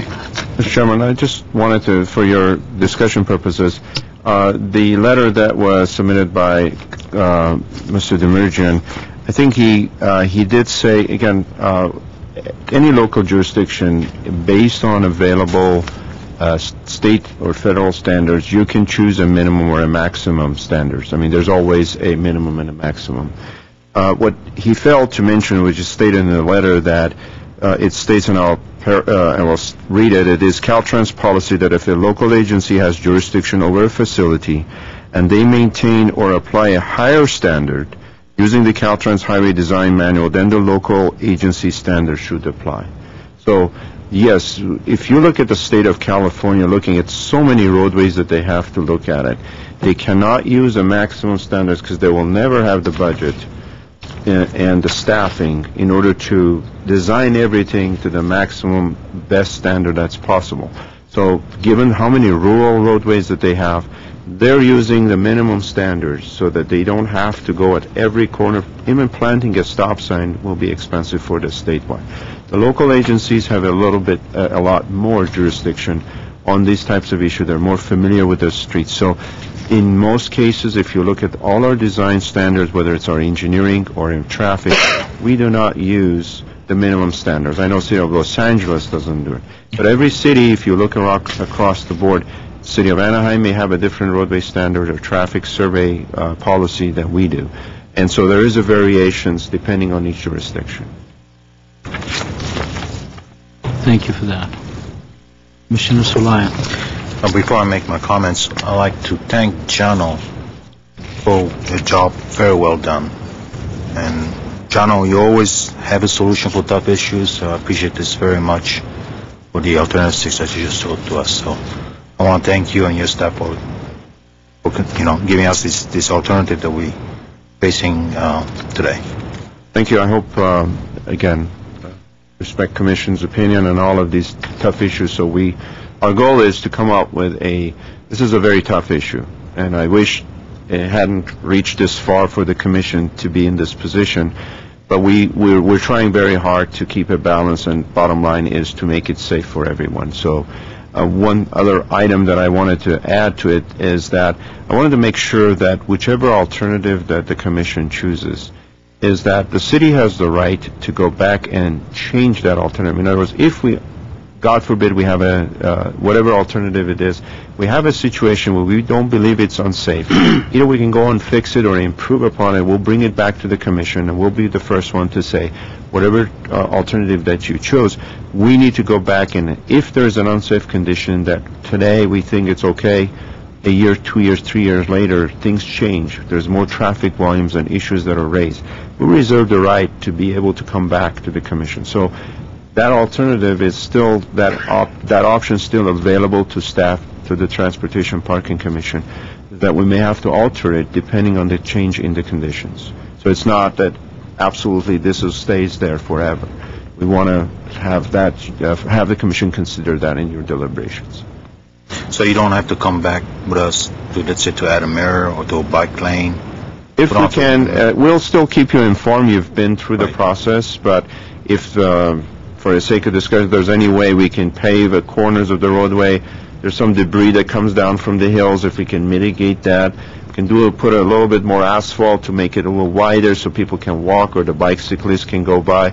Those are things we will do as a normal operational improvements. We will inform you as that. However, as it relates to the safety of what we're proposing here for that whole corridor, if things change, speeds go up for whatever reason, volume of traffic increases, we have to do additional things, we'll make a commitment to come back to the Commission and advise you of that change. And if it's necessary to make additional mitigation at this driveway, we reserve the right to do so in the future. Okay. Well, I support the alternative 6 strongly. I like the ideas about the stop signs and the signs of the, with solar power regarding the speed limit.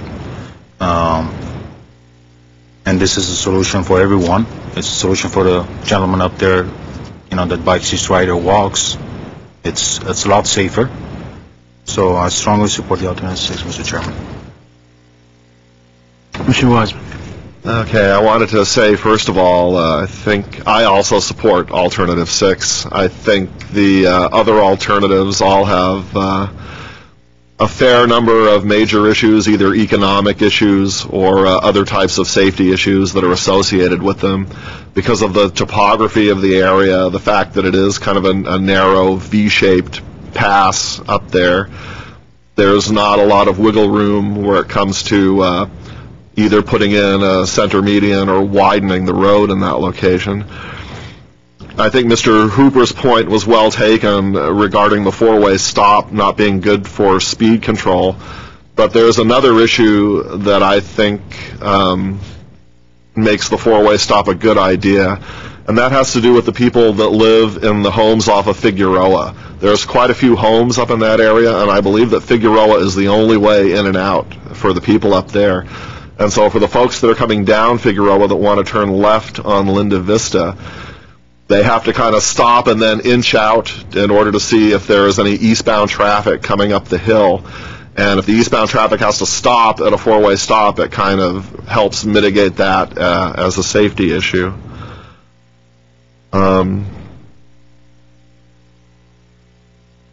I think also the point that Mr. Hagopian brought up, that the history of the street indicates that it's being used more and more as a thoroughfare, indicates that we're on the right track here in terms of making it a standard 25-mile-an-hour speed limit from end to end. And to the extent that it's possible, I would like to see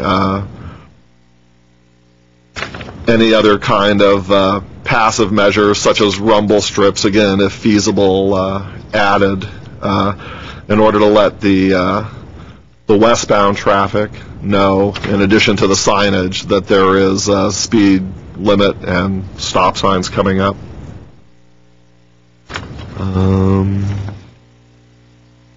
And basically, I also agree that having the existing delineators and candlesticks there also may be a safety issue with regard to bicyclists and pedestrians, not allowing room for vehicles to maneuver around them.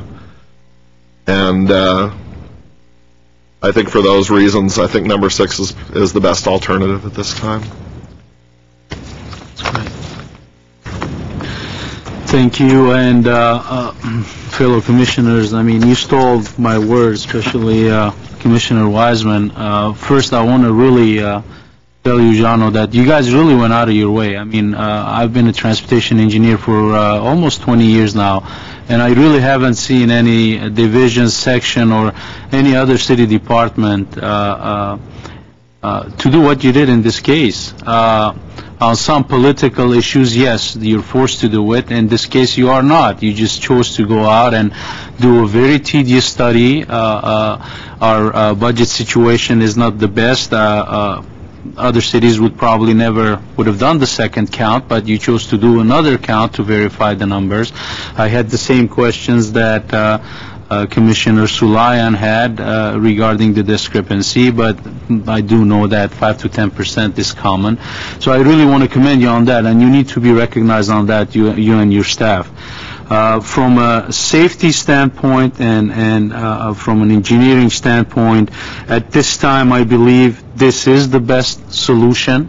I do strongly believe that the whole stretch should be 25 miles per hour. Of course, we need enforcement to implement that, but with all the turns and the advisory speed that I can think of, and I drove it at least 6 times. I even took my motorcycle out there to get a feel of that. 25 miles per hour is the correct speed in that area. The stop signs, although some of the warrants are not warranted, and the stop sign is not used for speed measures, but if you look at the whole picture, then I do find it that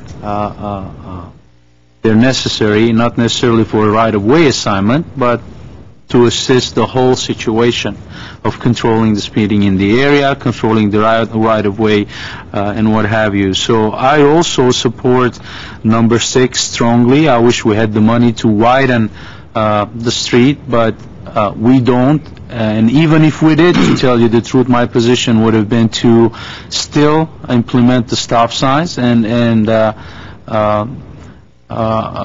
speed limits, 25 miles per hour. As far as the comment that Mr. Demirjan made, and I do agree, yes, I mean, traffic calming, you do use chokers to slow down traffic, and that's by means of striping, but not necessarily installing a bike lane. But if there's a need for a bike lane in the area, I'm sure that staff will look into it. And I don't recall the last time I saw a bicycle stop at a stop sign.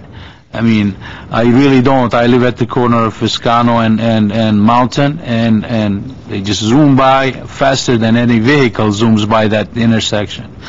But I do also understand the point. Now, I want to remind my colleagues that, again, we're an advisory committee, but there is a motion to make a recommendation to council. So we still need to go through a roll call for that.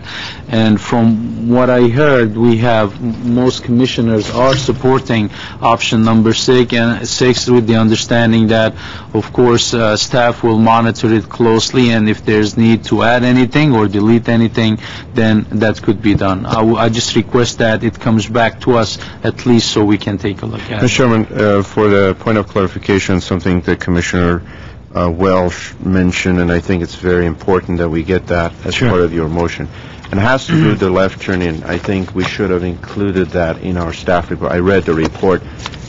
With respect to even putting in the wider version, we did not want to have a left turn in. The reason is, if a vehicle is coming from Pasadena, there's really no room for that vehicle to have a refuge area to stop. If there's an oncoming vehicle coming eastbound, to be able to make a left turn. So while they're stopped, they're waiting, got another vehicle coming from the curve, they may rear-end the vehicle, particularly if it's the resident himself or herself, turning into left turn. Putting in the four-way stop will allow a very safe U-turn. That is very typical. Many places you cannot make a left turn. You go 150, 200 feet at a safe location, make a nice U-turn. And that intersection is wide enough for them to do that. So I recommend for you to consider that you allow the left turn once we remove the barriers, allow the left turns out of the driveway, but we don't have a left turn into the driveway, that they will make that left turn at the intersection via U-turn into the driveway. So that you have that option. You have an option to have it fully open so that they can make left turn in and out. Just want to commission, as part of your motion, make that consideration. Okay, so we need to amend the recommendation, basically. It's not spelled out, actually, that the left turn in would be restricted. I want to make sure that the commission action is clear so that the resident is aware of it, so we don't go back out there and make the change and they feel that they're entitled to make the left turn in. We think for their own safety, for the safety of the motoring public, that's probably a safer approach than to allow the left turns into the driveway. That's my personal and professional opinion. Mr. Sulayan? From the location of the driveway to the crest is 260 feet. Correct. So someone who comes from Pasadena to make a left turn, like let's say the residents to get in his driveway, if there's another car behind him, I think he has plenty of time to stop to make it's very safely to make a left turn in his driveway, and then the car behind him will go forward. Saying if they're following each other and they're signaling, they signal ahead of time to make a left turn. However, if they've slowed down and there's an oncoming vehicle in the opposite direction, going eastbound, let's say. Or a line of cars. A line of cars coming eastbound, and they're not able to make their left turn, they're near their driveway, they're signaling to get in. you have a vehicle coming in at a higher speed around the curve, they could be facing all of a sudden a vehicle that stopped about 260 feet. You're talking about from Glendale? No, from Pasadena. I'm talking about from Pasadena, coming in. Can he make a left turn? No, that's what I'm saying. We should not allow that. Allow them to make a U-turn to get into their driveway. But from someone coming from Glendale? From Glendale, they can make a right turn easily into their driveway. If they're in their driveway, they can make a left turn based on what we're recommending out of their driveway, which was their primary problem. That now is they can't make a left turn. They have to go all the way to Pasadena to the college driveway to do a U-turn and come back more than a mile or two. Whereas right now they'll be able to make that left turn. So all we're taking away is a left turn into their driveway. Right. With the stop signs on Figueroa and Linda Vista, four-way stops, they're going to come and make a U-turn and then go back? Yes, which is very typical of many residential streets. When you have a intersection, you can make a U-turn, come back to your driveway and go into the driveway. So are we going to put a double yellow line on the street? Yes. But again, you can make again with a double yellow line. Right. You can make a left turn. We will put in a sign that restricts that. But again, from Linda and Figueroa, you have a stop sign, and if the gentleman is coming from Pasadena to make a left turn in his driveway, he has plenty of time. I mean, how fast can you do this in a quarter mile? Someone is going to take off at 60 miles per hour? Well, I think, we're talking about the PRS reaction time, basically. Right. If you're going at 25 miles per hour, I agree with you. That's right. I absolutely agree with you, Commissioner. It will be safe. You will have basically the distance to be able to brake, depends what kind of car you're driving, and to come to a complete stop, let's say, behind a vehicle that stopped.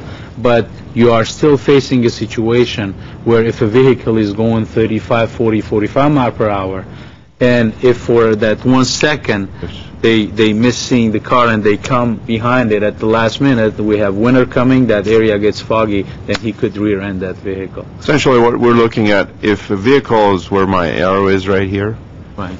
It's a vehicle sitting right here. This is a vehicle that wants to go into the driveway. Right. If they're sitting here, there's two options. If a vehicle is coming behind them, if they can slow down and they go around this vehicle, that's an option to do that.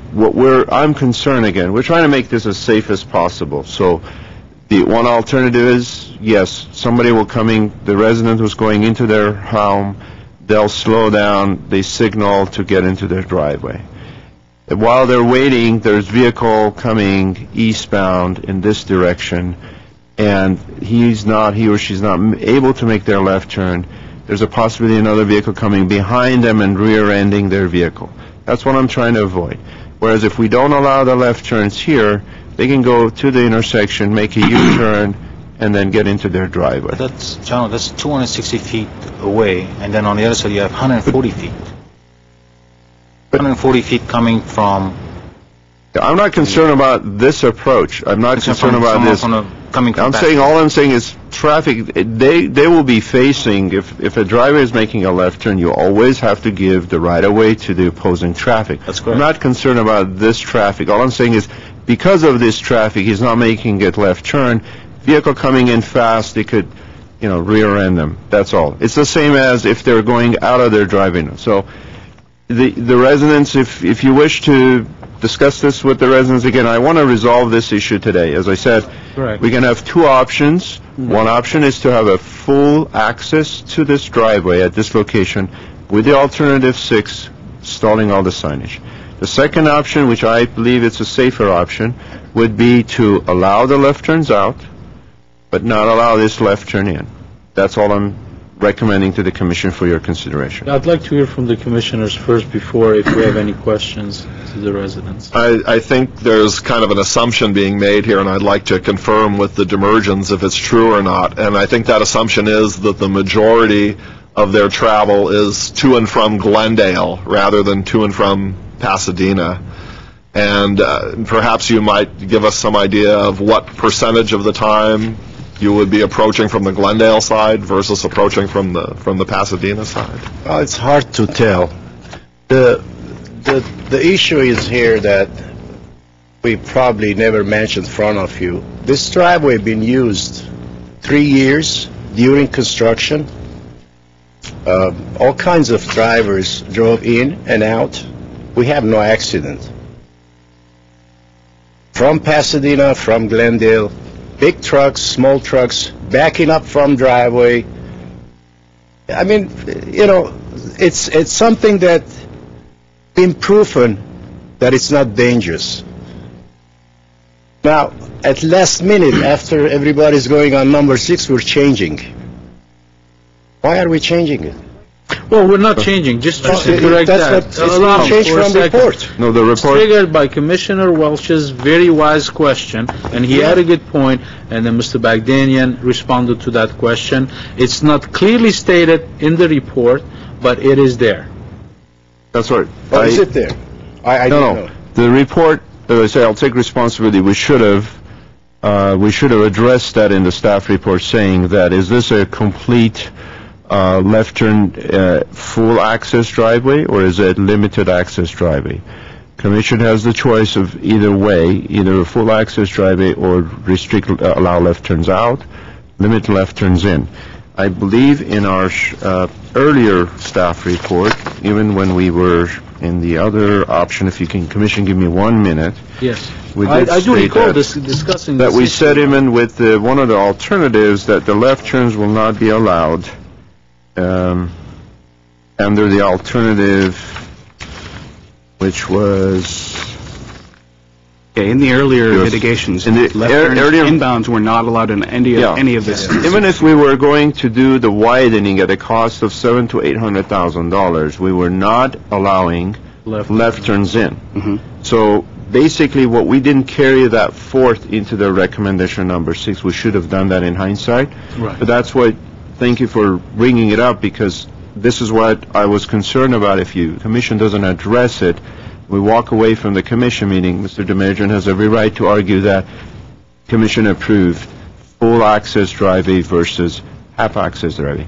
The difference is only going to the intersection, making a U-turn, coming back into the driveway. That's unsafe. That's unsafe. People have, even with four-way stop sign, people have no patience for me to make my maneuvering. People came here and spoke about it. Red truck, they said. Remember, red truck. Yes, I drive the red truck, and they were complaining that I'm making maneuvering in the intersection. They're not happy, and it's unsafe. People not waiting on me.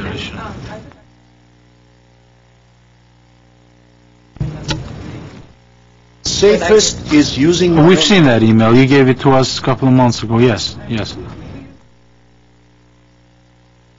Right. All right, thank you. So with that understanding, yes. We have a 25 miles an hour sign already posted for about a few from southbound and northbound, so we should not be worried for a left turn to the driveway. Let him have a full access. At the 25 mile per hour. Yeah, let him have full access. Mr. Commissioner, if I may, I want to back up staff here because I don't think that it is a safe condition. I mean, it says 260 feet, but you remember if you're a car in that lane, the back of your car is 20 feet behind that, so it's actually 240 feet. And people come around that curve at very high rates of speed. They'd be in a panic stop situation, and if they've got an older car without ABS, it could be, they could be rear-ended. So I would not support full access. I will support the alternative 6 as long as the left turn inbound restriction is still in place. Okay. Commissioner Wise. I would agree with Commissioner Welch for the reasons he stated. And in regards to the history, the 3 years with no accident, which is something that Mr. Allen brought up as well. A couple things on that. First of all, if during construction it was mentioned large and small trucks going in and out, if you're in a truck, you're sitting up much higher and you have a different line of sight than somebody in a passenger vehicle, number one. And number two, maybe that 3 years with no accidents just means you were lucky. And, I wouldn't want to bet on somebody getting killed or injured up there, based on what may just be 3 years of fortunate happenstance. So I would agree that I would support alternative 6. And also because of the fact that even if we don't allow inbound left turns, it's not all that big of a deal to go down and make a U-turn at the four-way stop, as opposed to having to drive, the other situation of having to drive all the way down into Pasadena in order to make a U-turn at the Art Center. So that seems reasonable to me. Mr. Chairman, No, I'm sorry, but we've heard enough. Seriously. No, I understand. It's just we're complicated. It's not.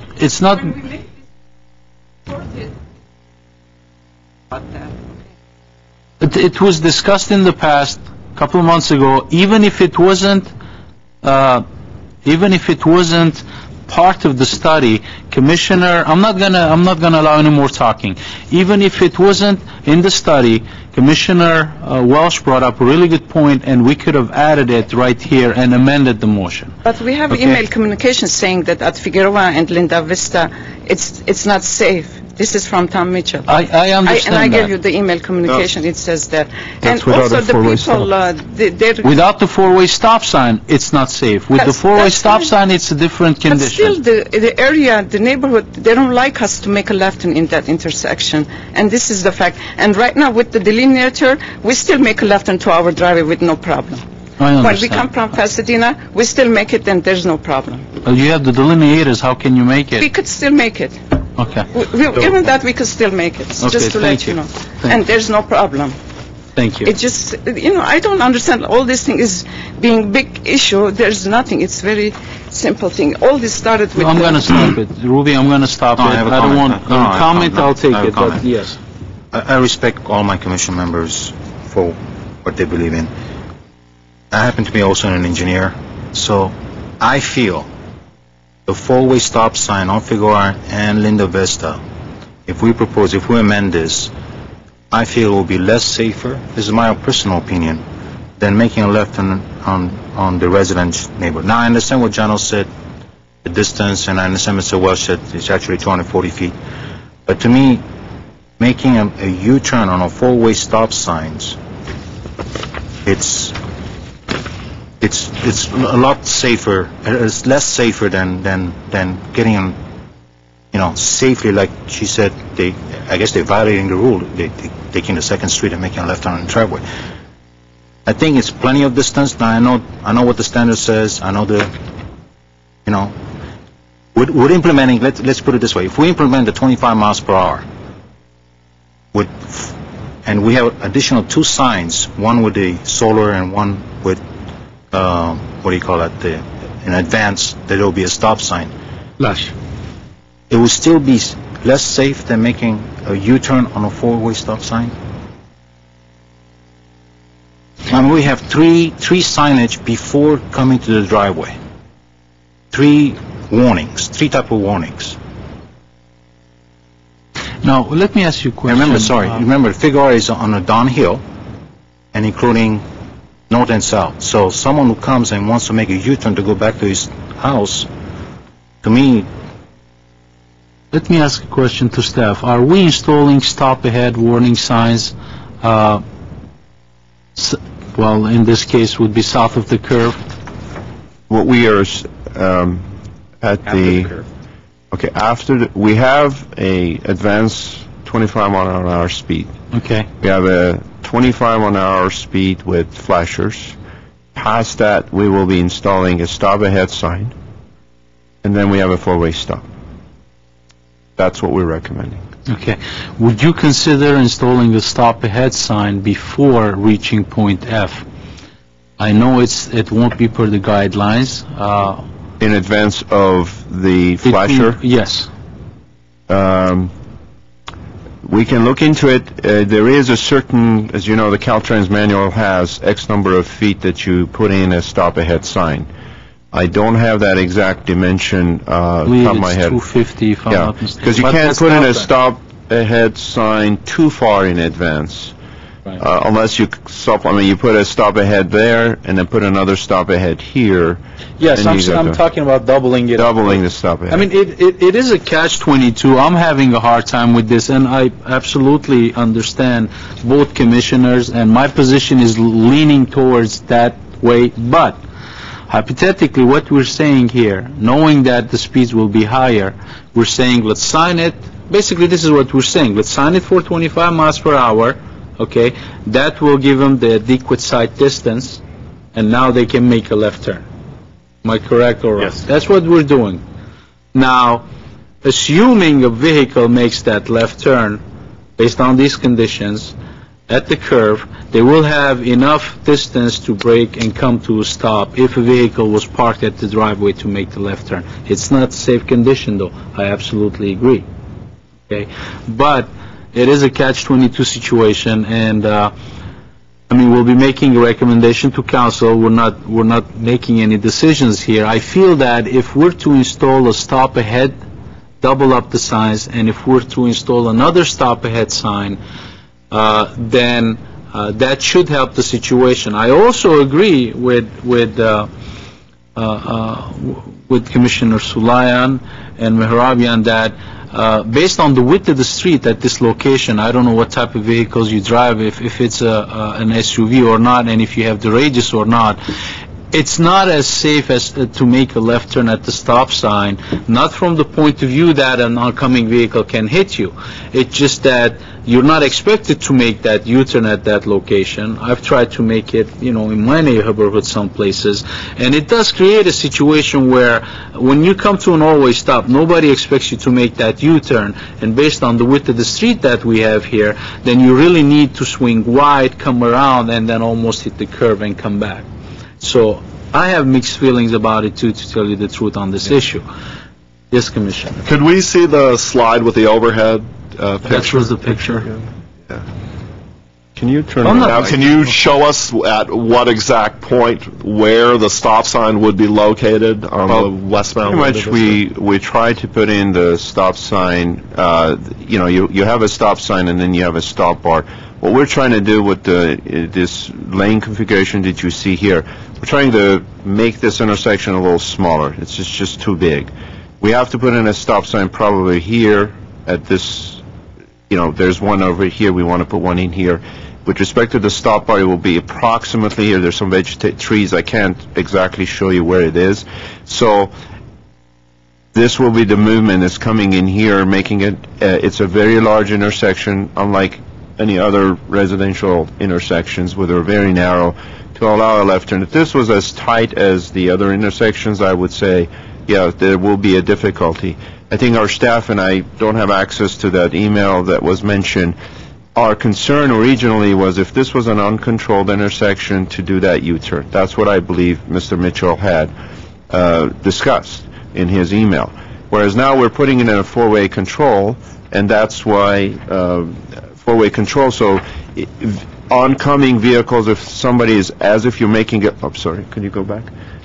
Making a left turn is where they would go into this driveway. If a vehicle is stopped here, you're basically blocking. This is almost a 13-foot lane. If you got a vehicle stop here to make a left turn in, again, remember, we're assuming everybody's going to be at that 25, 26 miles an hour approach speed. If they're coming at a 40 miles an hour, they will be on top of this vehicle in no seconds. Yeah. That's really the concern.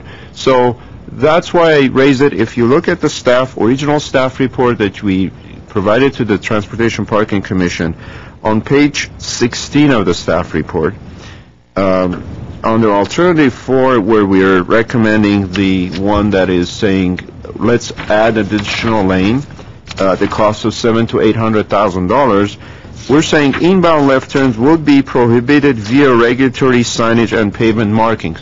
So even though we were planning to put in a small refuge area in this area, this is all the extent of the widening would have been from here at this point to here to this location. So we can put in a small, about a 40-foot left turn lane, center left turn lane, with a little bit of a transition to be able to have the vehicle come back into the lane to go through. In that area, we said we will be able to do a left turn out. But if there's a vehicle standing beyond that, because it would cost us more money to even go further to do this widening. If we had more room for another left turn, widening here, to put in a center left turn lane, we would do that. But it's going to cost a lot of money to do so. So In that recommendation at the time, we said only outbound left turns, no inbound left turn.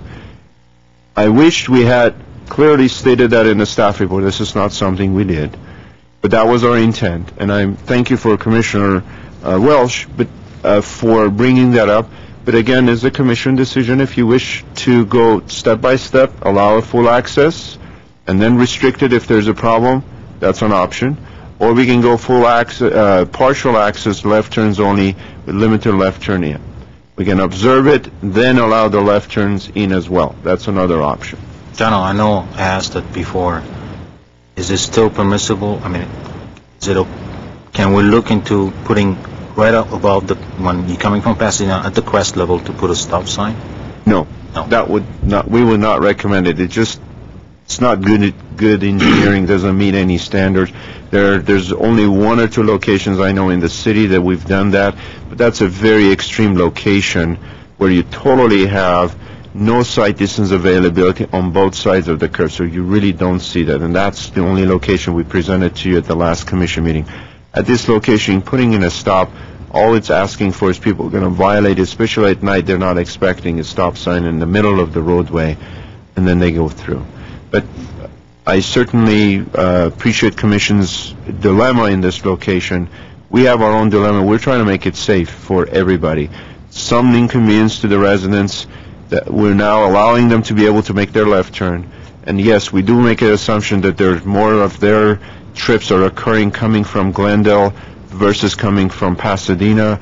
It might be the other way around, but this is a tough location, and that's why we're raising that issue for the Commission.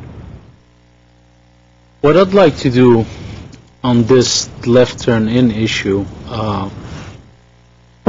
look at the final geometric plan, the limit lines, the locations. If I'm not mistaken, the width of the street where we're planning to put the stop sign is approximately 44 feet wide, 44 to 46. These lanes are approximately 13 feet wide. If I don't have the lane geometry with me, but it is a single lane, as you've mentioned. When you have a car and a bicyclist go by, they're very, very tight. So it's you're not looking at 26 feet. No, at the point, what I'm talking about, at the point where we're expecting them to make the U-turn, my thinking is they have to swing wide to be able to make the turn. I mean, it's not a secret. When they swing wide, it's going to give the impression to the oncoming vehicle that they're making a right turn to go north on Figueroa. That's what I don't want to happen. And then they go through thinking that they're not making a U-turn. You see my point? I mean, they're going to go wide this way. Well, I mean, there's no way you can, if you put the template, the U-turn template, and I advise that we do that, making a U-turn, it's going to be very difficult unless you swing out towards Figueroa Street so you have the radius to come back. And that would give the impression of oncoming vehicle that they're making a right turn to go northbound on Fig, and they proceed. That's my concern. More dangerous.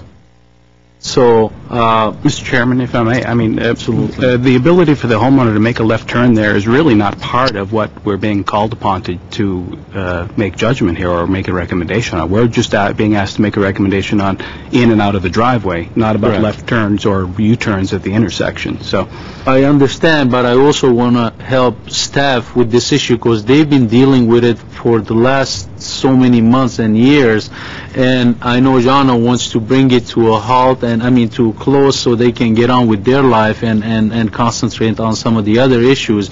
So I don't want to leave that hanging and send them back. I just want to, if we can put a closure to this, as far as this commission is concerned, it still has to go to council. I'd like to do that. But Mr. Chairman, if I may offer an option, is allow us to do a turning template at that intersection. Yes. From a design standpoint, if we think a U-turn can be safely made, then I recommend that we put that outbound restriction on this driveway.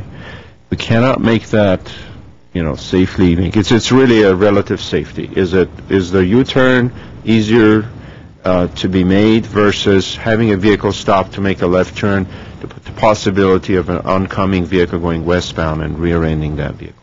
It's really a balancing act, which one is relatively safer. Okay. If we can demonstrate, staff can look at this and see if we can make a case that a safe U-turn can be made in here. And I suggest we restrict that left turn out. That's for your option. The other option is we allow full access, and if we see that it is a problem, we can always, as I said, come back to the commission and say that we believe that's a problem and we need to put that restriction in with commission's approval. Okay, so based on that, what I'm going to suggest is, let's go ahead and make a recommendation, and of course, we need to take a vote on this, based on full access to the driveway until you complete a study. And if the study comes back showing that U-turn can be comfortably made at the all-way stop sign location, at that point... If commission wants this will be I know we're delaying a decision, and I don't want this to go away. Then we go to the council meeting and then have the city council be faced with whether there should be a U-turn there or not. Correct. That's something I'd like to... Commission's taken 2 meetings to discuss this. I can have this resolved, and if we only have to have one item for our next meeting, which falls on it's on the May because of the Memorial Day holiday, we will have a special meeting just to give you this information. We don't have to discuss all the others. If the commission decision is alternative 6, just whether or not have a full access driveway there or not. We're talking about 2 to 3 weeks. We waited so long. Give us a chance to kind of give you that benefit of the doubt, which option will work better. So you've made an educated recommendation, City Council. So at this point, you don't want us to take any action until the next meeting? See if the commission can take action on the alternatives, if that's your desire to do alternative 6. Whether or not it will be full access or not, we'll bring that back in our special meeting in May, give you that so all you have to do is you don't have to go through all these options one more time, just to say whether it should be left turn out or not, left turn in or not. Just that's an option. But if your analysis shows that it's safe, it's less safe, we'll give you those options. Then you can take it to council directly. You don't have to come to us. Well, that's so that they don't have to wait, right? If it will take us, given the council calendar, by the time we prepare our staff report scheduled on the council agenda, this issue will not go to council in May. This will be in June, early June. By that time, we'll prepare our staff report based on the recommendation you make tonight for alternative 6. We'll just give you one more chance to know whether or not we should allow inbounds left or not. And that would be reflected in that staff report. We'll prepare the staff report, pretty much is here. All you're going to have to make a decision whether you want to allow left turns in or not, based on an analysis we'll provide to you. Okay. I'm not clear a little bit. Sorry, Mr. Chair. If, let's say, we were going to choose alternative 6 fully, when this issue would have gone to council? In June, you're saying? Yes, because so regardless of what decision. Okay. Yeah, it will take us about 2 weeks to put the staff report together. It takes a minimum of 3 to 4 weeks to get an item approved for a council agenda item. So easily we would be into June already when we go to council. It will give us an opportunity to bring this to the commission. We'll schedule it for council meeting regardless. This will be in the first or second meeting in June. We'll put that on the rolling calendar. Between now and then, we'll bring it to the commission, give you that opportunity to look at it. If you feel, based on an analysis, inbound left turn should be allowed, it will be allowed. If it's not, then we won't allow the inbound left turn. It's not going to delay this item to go to the council. Okay, based on that discussion, and it goes back to what Commissioner Wells said, what we have in front of us right now, it doesn't even raise the question of left turn in. So we can take what's written as is and make a recommendation on that. And then you can come back to us at the next meeting with the left turn issue. Motion that for the next, until the next meeting, you may state that the staff to come back with the analysis for inbound left turn or U-turn at the Figueroa Linda Vista intersection. If that's... Just as a footnote, I might not be here toward the end of May. I'm not, it's not 100%, but I might not be here. You got to put up with Mr. Milano if you do that. You don't have to put up. Give it a chance. Yes, please, go ahead. You know, we were told from former Mayor Najarian that it's going to go back to the council in 2 weeks, okay? After you guys make a decision, it's going to go back in 2 weeks. And this was, he told us like January 8th, he says January 28th, it's going to be a meeting. After that, it's going to come back in 2 weeks to us. It's been 3 months already, and we haven't resolved it. Now he's saying May. May is a Memorial Day. It comes on Monday. It's a holiday. I'm sure it's going to be canceled. Then it's going to be thrown to June. And then, well, I promise you, we will not cancel it. We will reschedule the meeting. It is on the agenda that it was going to be canceled. I have we can if it's one item, if the commissioner, my fellow commissioners are willing to meet on this item, our goal is to hold a meeting and meet. We have to have a special meeting whenever we cancel a regular meeting. If we have a commission item that requires action, we do a special meeting. We'll check your calendar. It will not take us 3 weeks to determine whether the U-turns will work or not. I can have it done this week. If we can have a meeting next week, we'll have a meeting with the commissioner based on your availability next week. We'll resolve it. In any case, for us to have a staff report prepared and have Director of Public Works review goes to the city manager to get under the rolling calendar, the minimum is 3 weeks before a council agenda item is scheduled, approved for that. Council agenda rolling calendar has many issues on the agenda, so council, city manager with the mayor's approval decide what items goes on the city council agenda. If it's a busy agenda, they may not have it on that date. So we will put it on the first available council meeting. This will not be delayed at all. And we'll bring it back to the commission if it has to be next week. We have the analysis done and bring it to you. If you're available next week, we'll have it meeting next week, pending this council chamber is available. Okay. Can I say something? On January 28th, Mr. Baghdanian promised us that he was going to have a special meeting. And what happened? It's been 3 months. It got postponed and postponed, you know. 3 months passed from January 28th. You told us you were going to have a special meeting then, and 3 months passed. So God knows how long it's going to take right now. I think I would suggest just to make a recommendation to the council. And, you know. Well, the recommendation what I'm saying is, I'd like to see the study, so in my conscience, I'm making the right recommendation. Right now, to tell you the truth, I'm leaning towards the recommendation that staff has with a no left turn into the driveway, but I'm also having mixed feelings. That's why I want to see a geometric plan. I want to see exactly where the stop signs are going, because I also feel that it's not safe to make a U-turn at this location at the always stop sign. It is not safe, and I did present it the email. I just gave him the copy of the email, Tom Mitchell saying that. And also, like in Pasadena, you know, they have like 30 miles per hour right at the college, Art College. You know, that curve is very dangerous to go on 30 miles per hour. It's like almost screeching tires. Mm-hmm. And maybe the city of Pasadena can make a recommendation to change it to 25. And I was talking to them, and they were considering, and I did have the letter from that they were considering. I just didn't bring it. And they were talking about putting a curve sign before at the border. Advisory speeds. That's something you can bring up to them. Absolutely, you can talk to the. Yeah, I do have it, and I'm sure he knows. They said they were going to put a curve sign, and between 30 and 25, they said it's not that much difference, but they were considering. But again, I would appreciate, you know, if we can expedite. It's been, you know, so long. Well, we're going to make a recommendation right now, based on what's on the table, and if the study is done, you have our commitment that we will meet again to take again. It's only recommendation. Council has to make the final decision.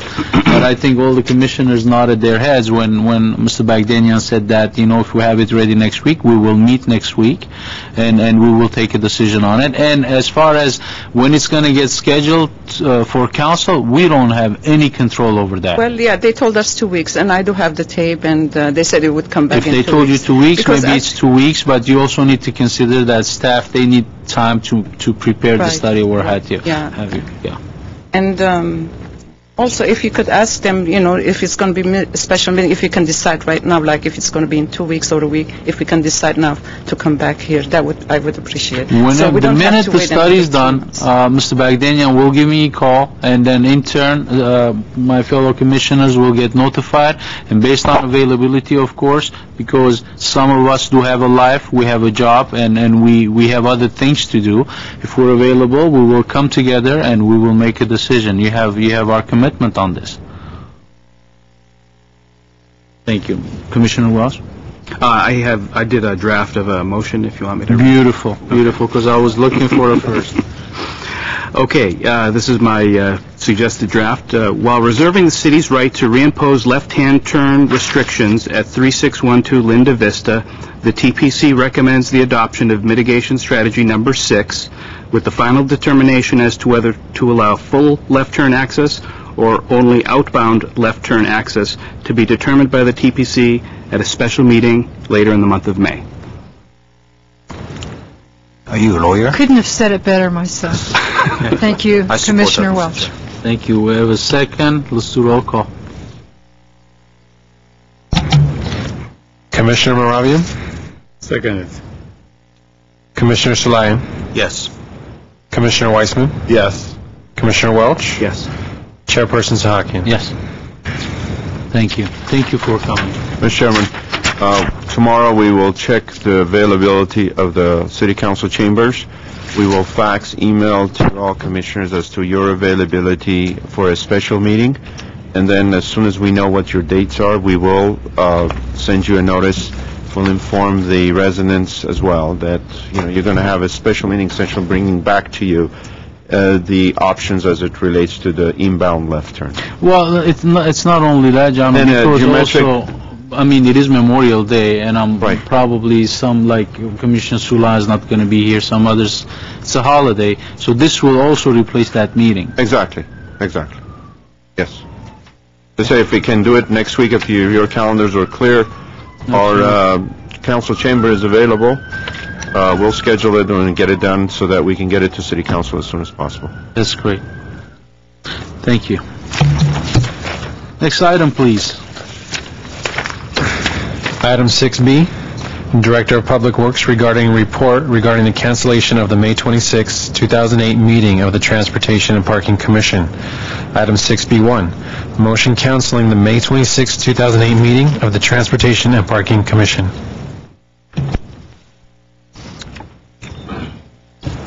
I'm just curious, why are we canceling? It falls on the Memorial Day. Monday. It's the fourth Monday of the month. No, Memorial Day. It's a Memorial weekend, so it cancels. Okay.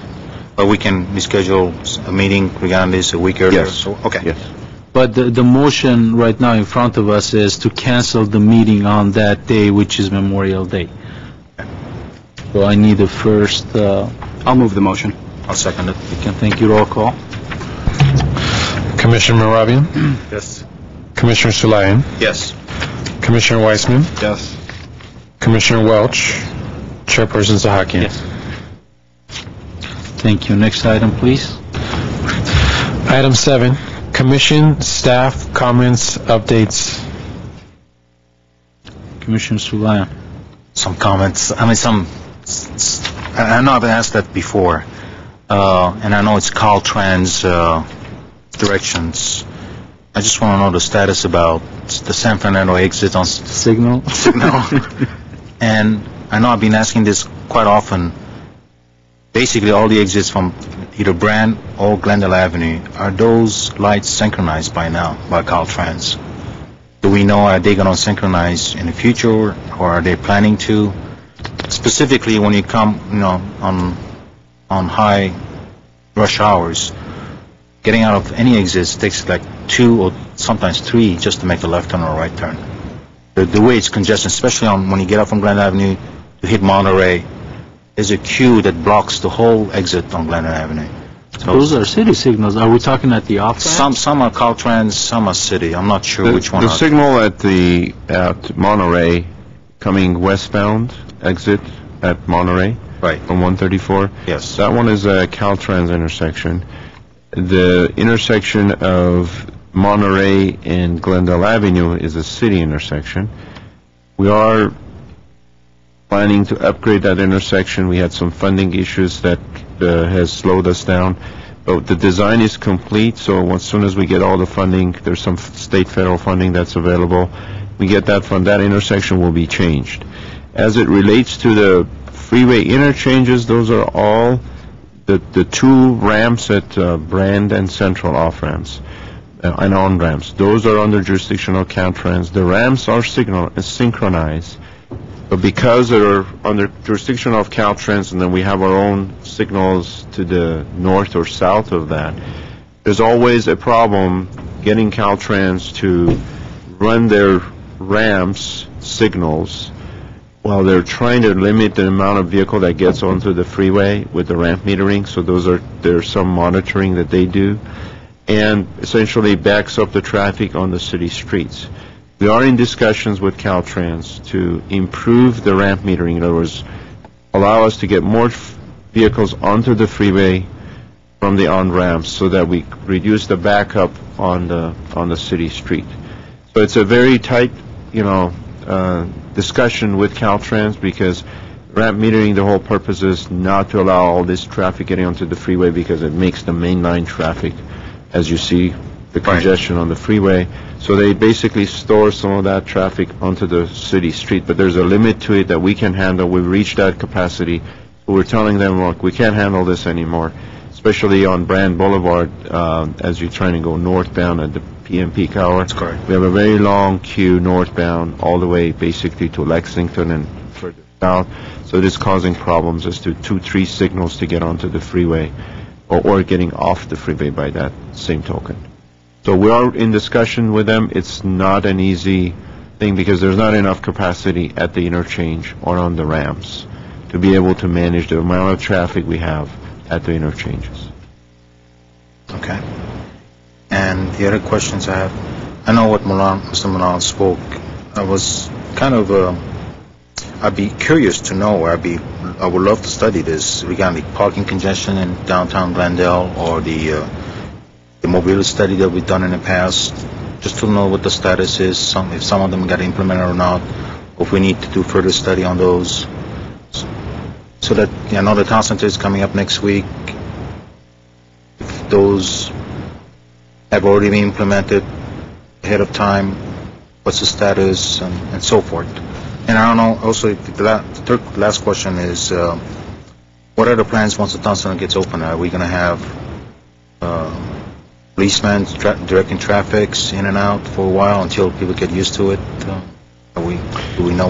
Well, I can answer that question because I'm in talks with Glendale PD, and there's ideas where if they can get assistance from traffic officers from the city of Los Angeles, if that type of an idea can be implemented, where, of course, City of LA officers, they go to the Rose Bowl at this time at all the UCLA games. There's a contract in between because police department doesn't want to handle that, and obviously they have their hands full, and they're not the experts, to tell you the truth, when it comes to traffic control in an intersection.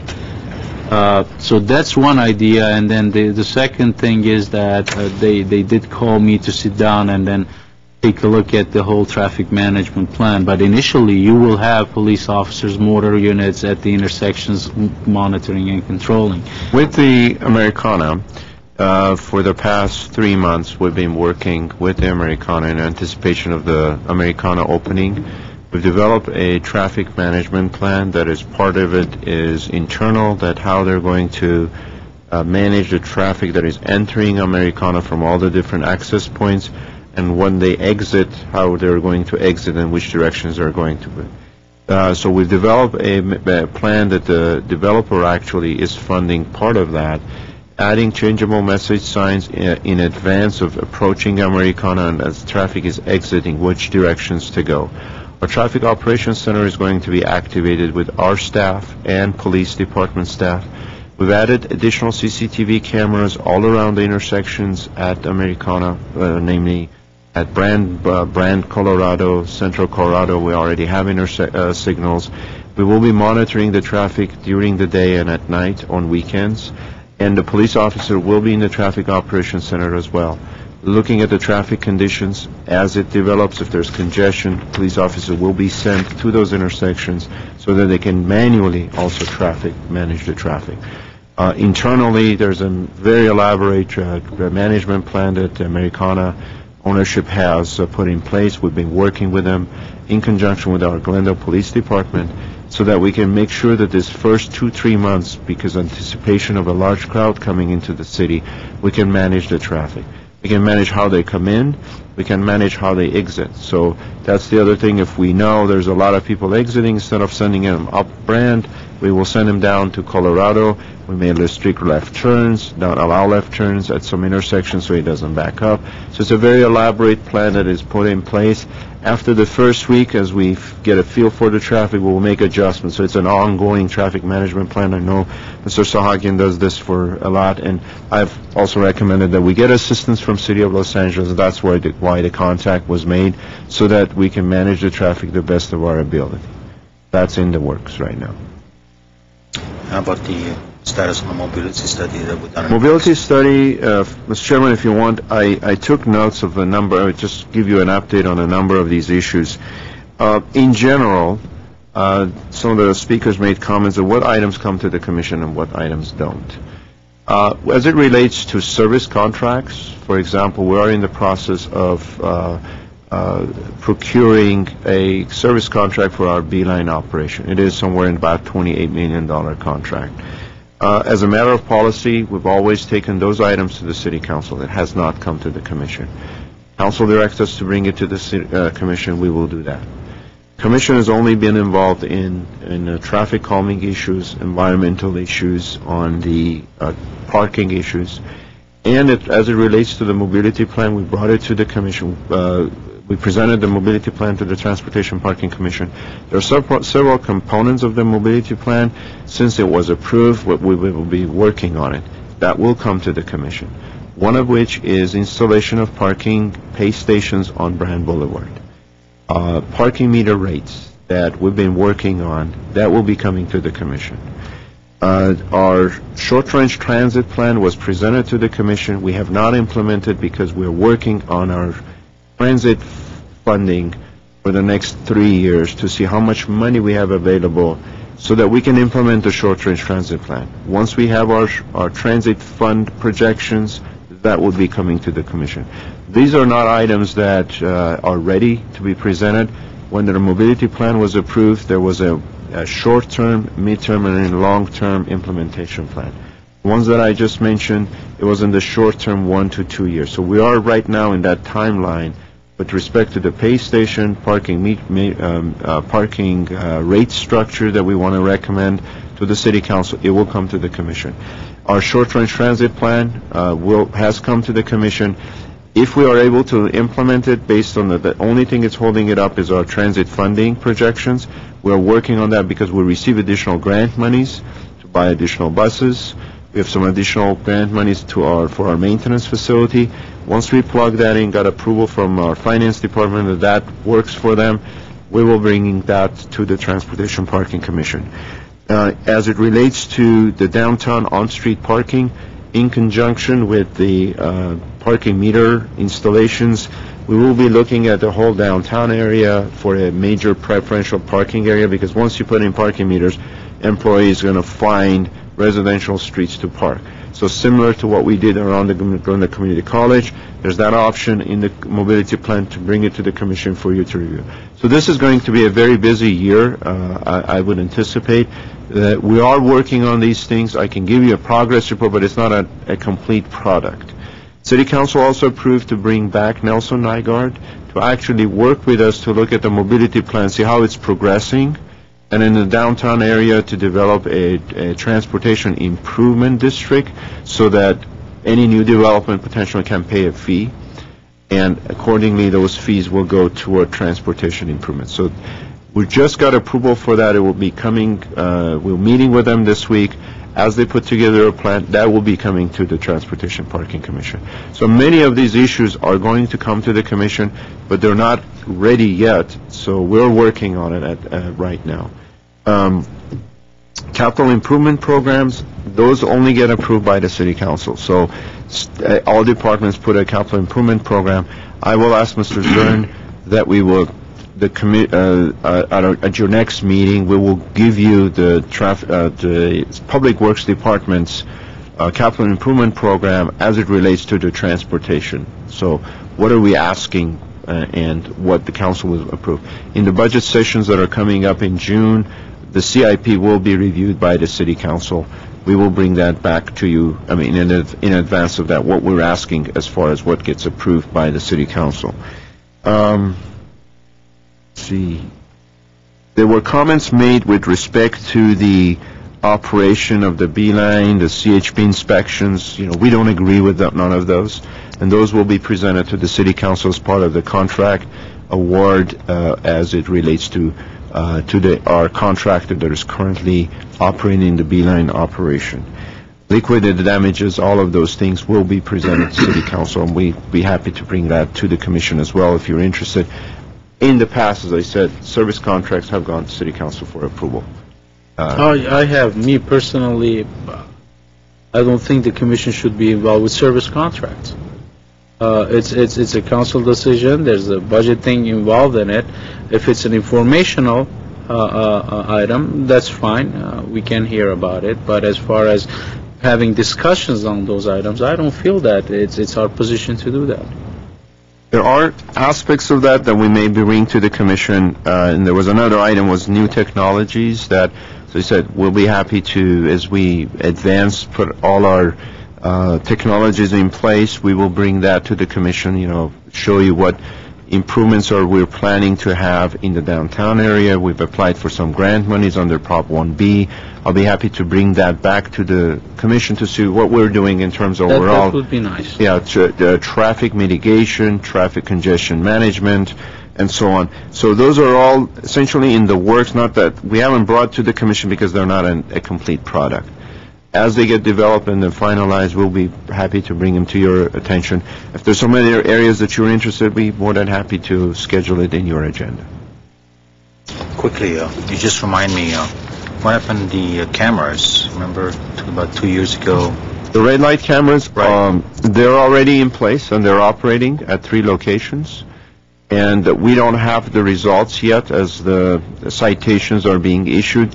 We'll get a report from the police department as to how many citations have been issued, and that is on our agenda to bring it back to TPC because you acted or recommended that those be installed, and we'll give you an idea of whether or not how effective are they actually issuing a lot of red light violation citations. So I know one of them is on Mountain and Verdugo. Mountain. I was curious what the other two. One is at Glendale on Broadway. The other one is at Pacific, Colorado.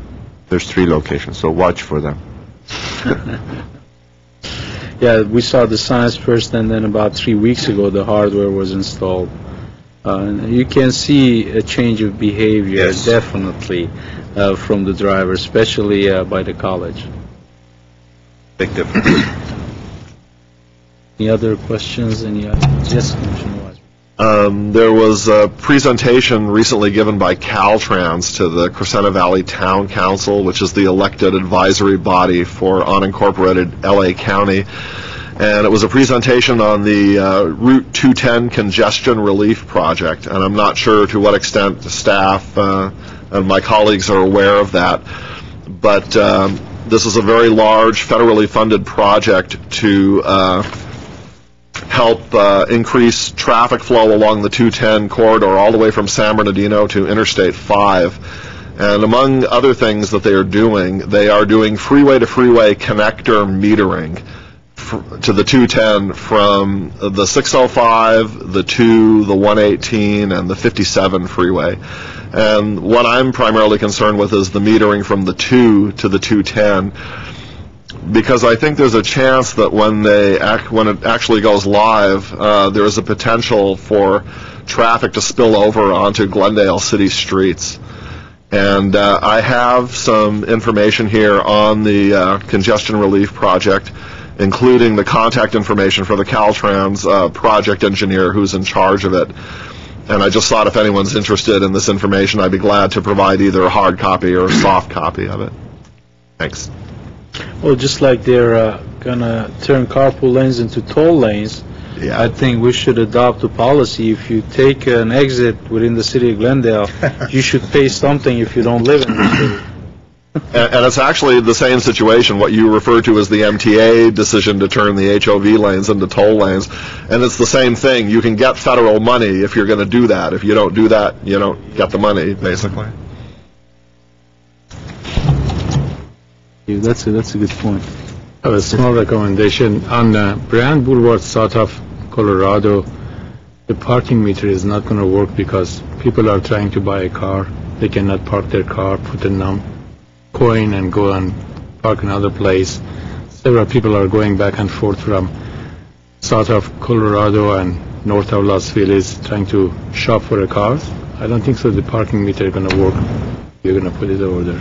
Well, unless the restriction right now, it's a 2-hour restriction, correct? It is 2-hour restriction. As a matter of fact, part of the mobility plan, the parking meter installation will be north of Colorado. It will not be in the auto dealer zone on Brand Boulevard. It will be just north on the retail portion.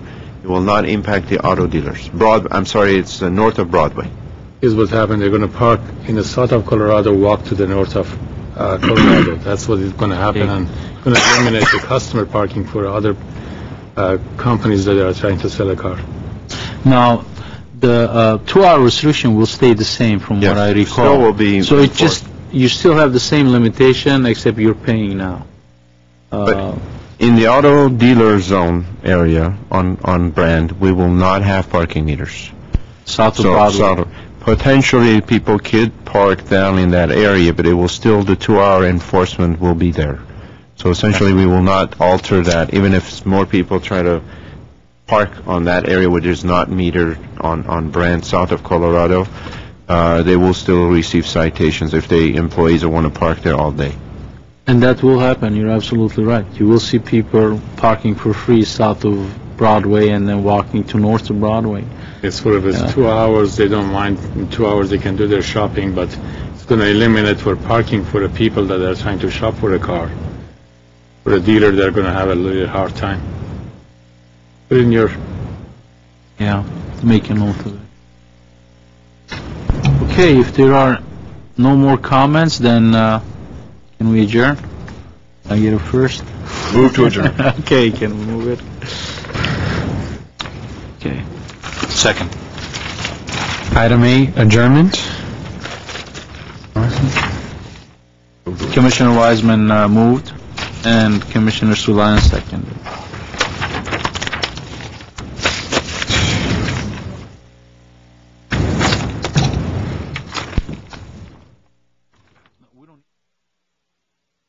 No, not on adjournment.